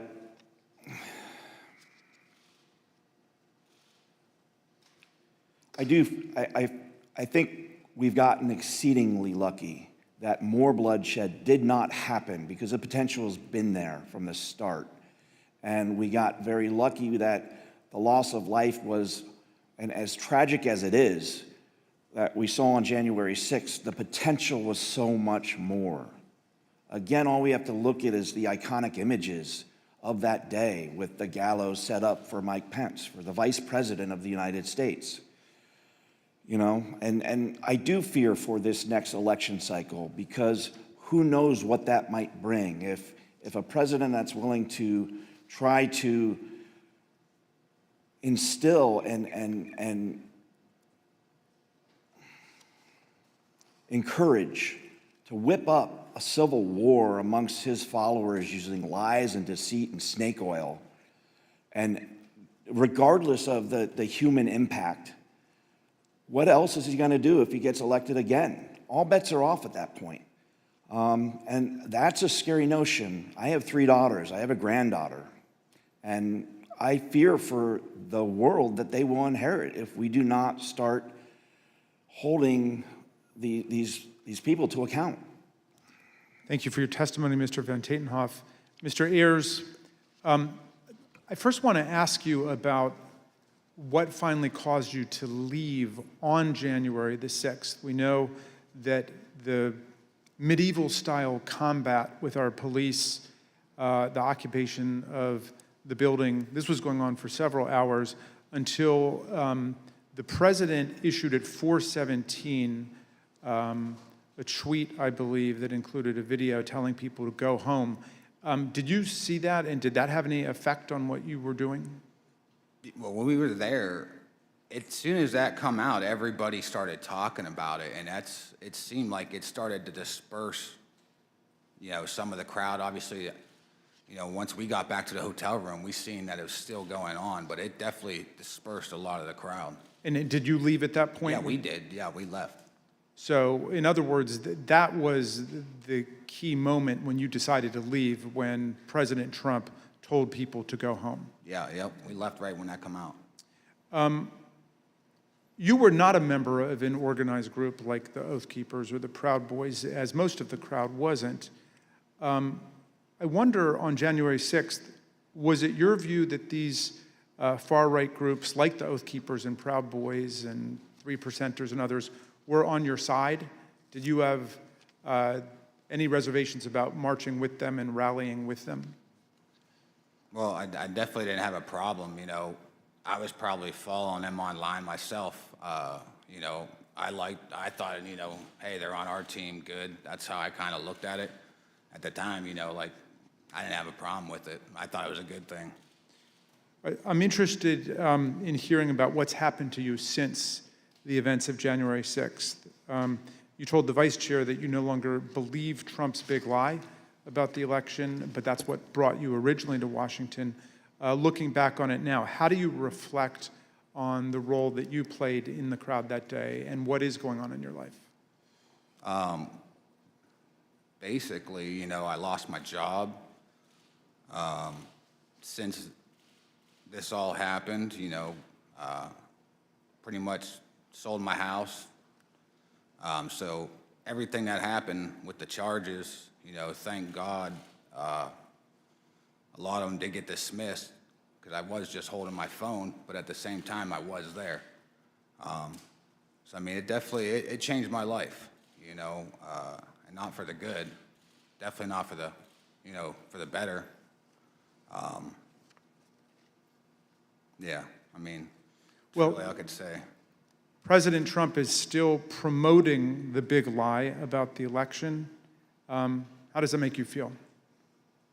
It makes me mad because I was hanging on every word he was saying. Everything he was putting out, I was following it. I mean, if I was doing it, hundreds of thousands or millions of other people are doing it, or maybe even still doing it. It's like he just said about that. You know, you got people still following and doing that. Who knows what the next election could come out? You know, they could end up being down the same path we are right now. I mean, just don't know. Mr. Ayers, I see that your wife has joined you today, and welcome to Washington.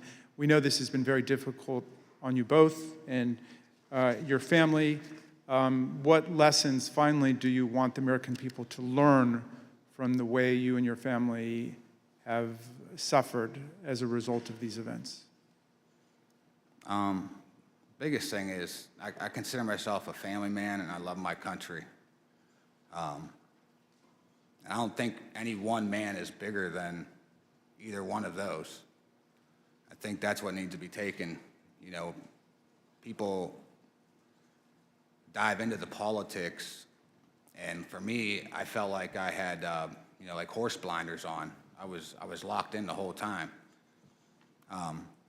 Biggest thing for me is take the blinders off, make sure you step back and see what's going on before it's too late. Well, I want to thank you for your testimony and for appearing, both of you, today. And Mr. Chairman, I yield back to you. Gentleman yields back. I want to thank our witnesses for joining us today. The members of the Select Committee may have additional questions for today's witnesses, and we ask that you respond expeditiously in writing to those questions. Without objections, members will be permitted 10 business days to submit statements for the record, including opening remarks and additional questions for the witnesses. Without objection, the chair recognizes the gentleman from Maryland, Mr. Raskin, for a closing statement. Thank you, Mr. Chairman.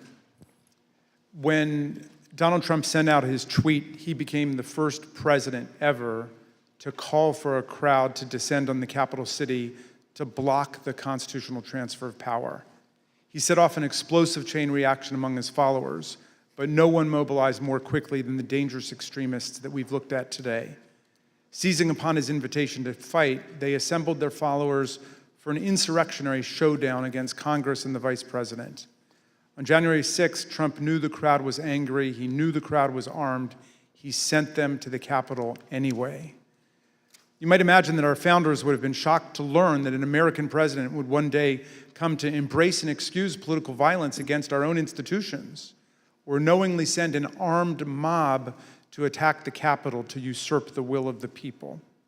But you know, Mr. Chairman, the founders were pretty wise about certain things, and at the start of the Republic, they actually warned everyone about Donald Trump. Not by name, of course, but in the course of advising about the certain prospect that ambitious politicians would try to mobilize violent mobs to tear down our own institutions in service of their insatiable ambitions. In the very first Federalist paper, Alexander Hamilton observed that history teaches that opportunistic politicians who desire to rule at all costs will begin first as demagogues, pandering to the angry and malignant passions of the crowd, but then end up as tyrants, trampling the freedoms and the rights of the people. A violent insurrection to overturn an election is not an abstract thing, as we've heard. Hundreds of people were bloodied, injured, and wounded in the process, including more than 150 police officers, some of them sitting in this room today. I want to give you an update on one officer who was badly wounded in the attack and is well known to the members of this committee because he testified before us last year. Sergeant Aquilino Gunnell is an Army veteran who spent a year on active combat duty in the Iraq War and then 16 years on the Capitol Force. Nothing he ever saw in combat in Iraq, he has said, prepared him for the insurrection where he was savagely beaten, punched, pushed, kicked, shoved, stomped, and sprayed with chemical irritants along with other officers by members of a mob carrying hammers, knives, batons, and police shields taken by force, and wielding the American flag against police officers is a dangerous weapon. Last month, on June 28th, Sergeant Gonell's team of doctors told him that permanent injuries he has suffered to his left shoulder and right foot now make it impossible for him to continue as a police officer. He must leave policing for good and figure out the rest of his life. Sergeant Gonell, we wish you and your family all the best. We are here for you. We salute you for your valor, your eloquence, and your beautiful commitment to America. I wonder what former President Trump would say to someone like Sergeant Gonell, who must now go about remaking his life. I wonder if he could even understand what motivates a patriot like Sergeant Gonell. In his inaugural address, Trump introduced one commanding image: American carnage. Although that turn of phrase explained little about our country before he took office, it turned out to be an excellent prophecy of what his rage would come to visit on our people. Mr. Ayers just described how the trust he placed in President Trump as a camp follower derailed his life and nearly wrecked his reputation and his family. A few weeks ago, we heard Shay Moss and her mother, Ruby Freeman, Speaker Rusty Bowers from Arizona, and Georgia's Secretary of State Brad Raffensperger describe how hate-filled intimidation campaigns by Trump and his followers made them prisoners in their homes and drove their stress and anxiety to soaring new heights when they refused to do Trump's bidding. American carnage, that's Donald Trump's true legacy. His desire to overthrow the people's election and seize the presidency interrupted the counting of electoral college votes for the first time in American history, nearly toppled the constitutional order, and brutalized hundreds and hundreds of people. The Watergate break-in was like a Cub Scout meeting compared to this assault on our people and our institutions. Mr. Chairman, these hearings have been significant for us and for millions of Americans, and our hearing next week will be a profound moment of reckoning for America. But the crucial thing is the next step. What this committee, what all of us will do to fortify our democracy against coups, political violence, and campaigns to steal elections away from the people. Unlike Mr. Ayers and Mr. Van Tatenhove, people who have recovered and evolved from their descent into the hell of fanaticism, Donald Trump has only expanded his big lie to cover January 6th itself. He asserts the insurrection was the real election, and the election was the real insurrection. He says his mob greeted our police officers on January 6th with hugs and kisses. He threatens to take one of America's two major political parties with him down the road to authoritarianism, and it is Abraham Lincoln's party, no less. The political scientists tell us that authoritarian parties have two essential features in common in history and around the world. They do not accept the results of democratic elections when they lose, and they embrace political violence as legitimate. And the problem of incitement to political violence has only grown more serious in the internet age, as we have just heard. But this is not the problem of one party, it is the problem of the whole country now. American democracy, Mr. Chairman, is a precious inheritance, something rare in the history of the world and even on earth today. Constitutional democracy is the silver frame, as Lincoln put it, upon which the golden apple of freedom rests. We need to defend both our democracy and our freedom with everything we have and declare that this American carnage ends here and now. In a world of resurgent authoritarianism and racism and anti-Semitism, let's all hang tough for American democracy. Thank you, Mr. Chairman. I yield back. Gentleman yields back. Without objection, the chair recognizes the gentlewoman from Florida, Ms. Murphy, for a closing statement. Thank you, Mr. Chairman. At one of our first hearings, Chairman Thompson explained that the members of this committee would not spend much time talking about ourselves. Rather, we would let the evidence play the leading role. And the chairman was right, because this isn't about promoting ourselves as individuals, it's about protecting the country we love. And it's about preserving what actually makes America great: the rule of law, free and fair elections, and the peaceful transfer of power from one elected leader to the next. But if I may say a word about myself and why I'm proud to serve on this committee. I'm the only member of this committee who was not blessed to be born an American. I was born in Vietnam after the Vietnam War, and my family and I fled a communist government and were rescued by the US Navy and were given sanctuary in America. My patriotism is rooted in my gratitude for America's grace and generosity. I love this country. On January 6th, 4 decades after my family fled a place where political power was seized through violence, I was in the United States Capitol, fleeing my fellow Americans. Members of the angry mob had been lied to by a president and the other powerful people who tried to convince them without evidence that the election had been stolen from them. Some of them then tried to use physical violence to overturn the outcome of a free and fair election. Our committee's overriding objective is to fight fiction with facts, to create a full account for the American people and for the historical record, to tell the truth of what happened and why it happened, to make recommendations so it never happens again, to defend our democracy. To me, there's nothing more patriotic than that. Thank you. Mr. Chairman, I yield back. Gentlelady yields back. Without objection, the chair recognizes the gentlewoman from Wyoming, Ms. Cheney, for a closing statement. Thank you very much, Mr. Chairman. Mr. Chairman, let me put what you have seen today in a broader context. At the very outset of our hearings, we described several elements of President Trump's multi-part plan to overturn the 2020 election. Our hearings have now covered all but one of those elements: an organized campaign to persuade millions of Americans of a falsehood that the 2020 election was stolen by widespread fraud, a corrupt effort to pressure Vice President Pence to refuse to count electoral votes, an effort to corrupt the U.S. Department of Justice, efforts to pressure state election officials and legislators to change state election results, a scheme to create and submit fake electoral slates from multiple states. And today, you saw how President Trump summoned a mob to Washington for January 6th, and then, knowing that that mob was armed, directed that mob to the United States Capitol. Every one of these elements of the planning for January 6th is an independently serious matter. They were all ultimately focused on overturning the election, and they all have one other thing in common. Donald Trump participated in each substantially and personally. He oversaw or directed the activity of those involved. Next week, we will return to January 6th itself.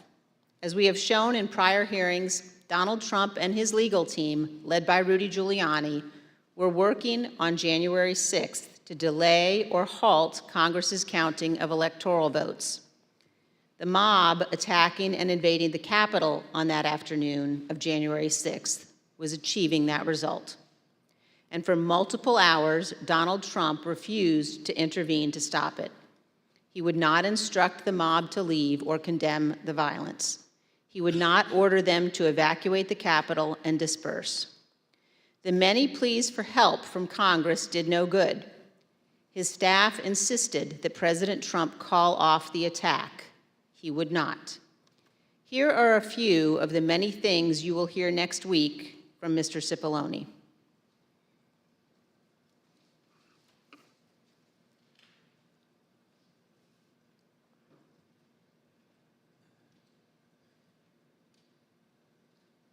Is that right?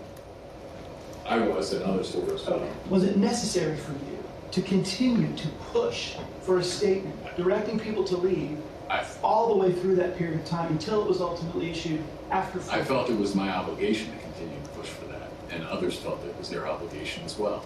Would it have been possible at any moment for the president to walk down to the podium in the briefing room and talk to the nation at any time between when you first gave him that advice at 2 o'clock and 4:17 when the video statement went out? Would that have been possible? Would it have been possible? Yes. Yes, it would have been possible. And you will hear that Donald Trump never picked up the phone that day to order his administration to help. This is not ambiguous. He did not call the military. His Secretary of Defense received no order. He did not call his Attorney General. He did not talk to the Department of Homeland Security. Mike Pence did all of those things. Donald Trump did not. We will walk through the events of January 6th next week, minute by minute. And one more item. After our last hearing, President Trump tried to call a witness in our investigation, a witness you have not yet seen in these hearings. That person declined to answer or respond to President Trump's call and instead alerted their lawyer to the call. Their lawyer alerted us, and this committee has supplied that information to the Department of Justice. Let me say one more time, we will take any effort to influence witness testimony very seriously. Thank you, Mr. Chairman. I yield back. Thank you. Gentlelady yields back. In my opening, I mentioned how we look to our leaders to serve as a fail-safe if people in this country refuse to accept the results of an election. That's part of the way those in positions of public trust uphold their oath, how they show fidelity to the Constitution. In the run-up to January 6th, Donald Trump had an obligation to tell his supporters to accept the results of the election. Instead, he urged them to further along the path toward mob violence. The idea of mob violence makes me think of another sort of fail-safe. All across this country, there are different ideas about what role the federal government should play in our lives. In fact, up here on this dais, there are plenty of different ideas. But there are moments when the institutions of our federal government are the fail-safe. I am from a part of the country where, had it not been for the federal government and the Constitution, my parents and many more Americans like them would have continued to be treated as second-class citizens. The freedom to be able to vote without harassment, travel in relative safety, and dine and sleep where you choose is because we have a government that looks over the well-being of its citizens. This is especially important in moments of crisis. When we have a natural disaster that state governments can't handle on their own, when there's an emergency that requires action by our public health services or our military, we have a federal government. What happened on January 6, 2020 was another one of those moments in history that test the strength of our federal government. January 6th was an attack on our country. It was an attack on our democracy, on our Constitution. A sitting president with a violent mob trying to stop the peaceful transfer of power from one president to another. It still makes my blood boil to think of it. In a moment like that, what would you expect to see? You expect to see the President of the United States sitting behind a resolute desk in the Oval Office, assuring the American people that the attack would be repelled and the threat would be dealt with. You'd expect to be reassured that there was a fail-safe. Instead, the President of the United States sent the mob. He disregarded the advice of the people who had taken an oath to the Constitution. He oversaw a scheme aided by people whose loyalty was only to Donald Trump. There's nothing we can compare that to. There's nothing in our great nation's history that has ever come close to that sort of betrayal and dereliction. Thank goodness our system of government held in spite of a commander-in-chief who worked in opposition to what the Constitution designed. When this committee reconvenes, we'll tell the story of that supreme dereliction by the commander-in-chief, how close we came to a catastrophe for our democracy, and how we remain in serious danger. The chair requests those in the hearing room remain seated until the Capitol Police have escorted witnesses and members from the room. Without objection, the committee stands adjourned.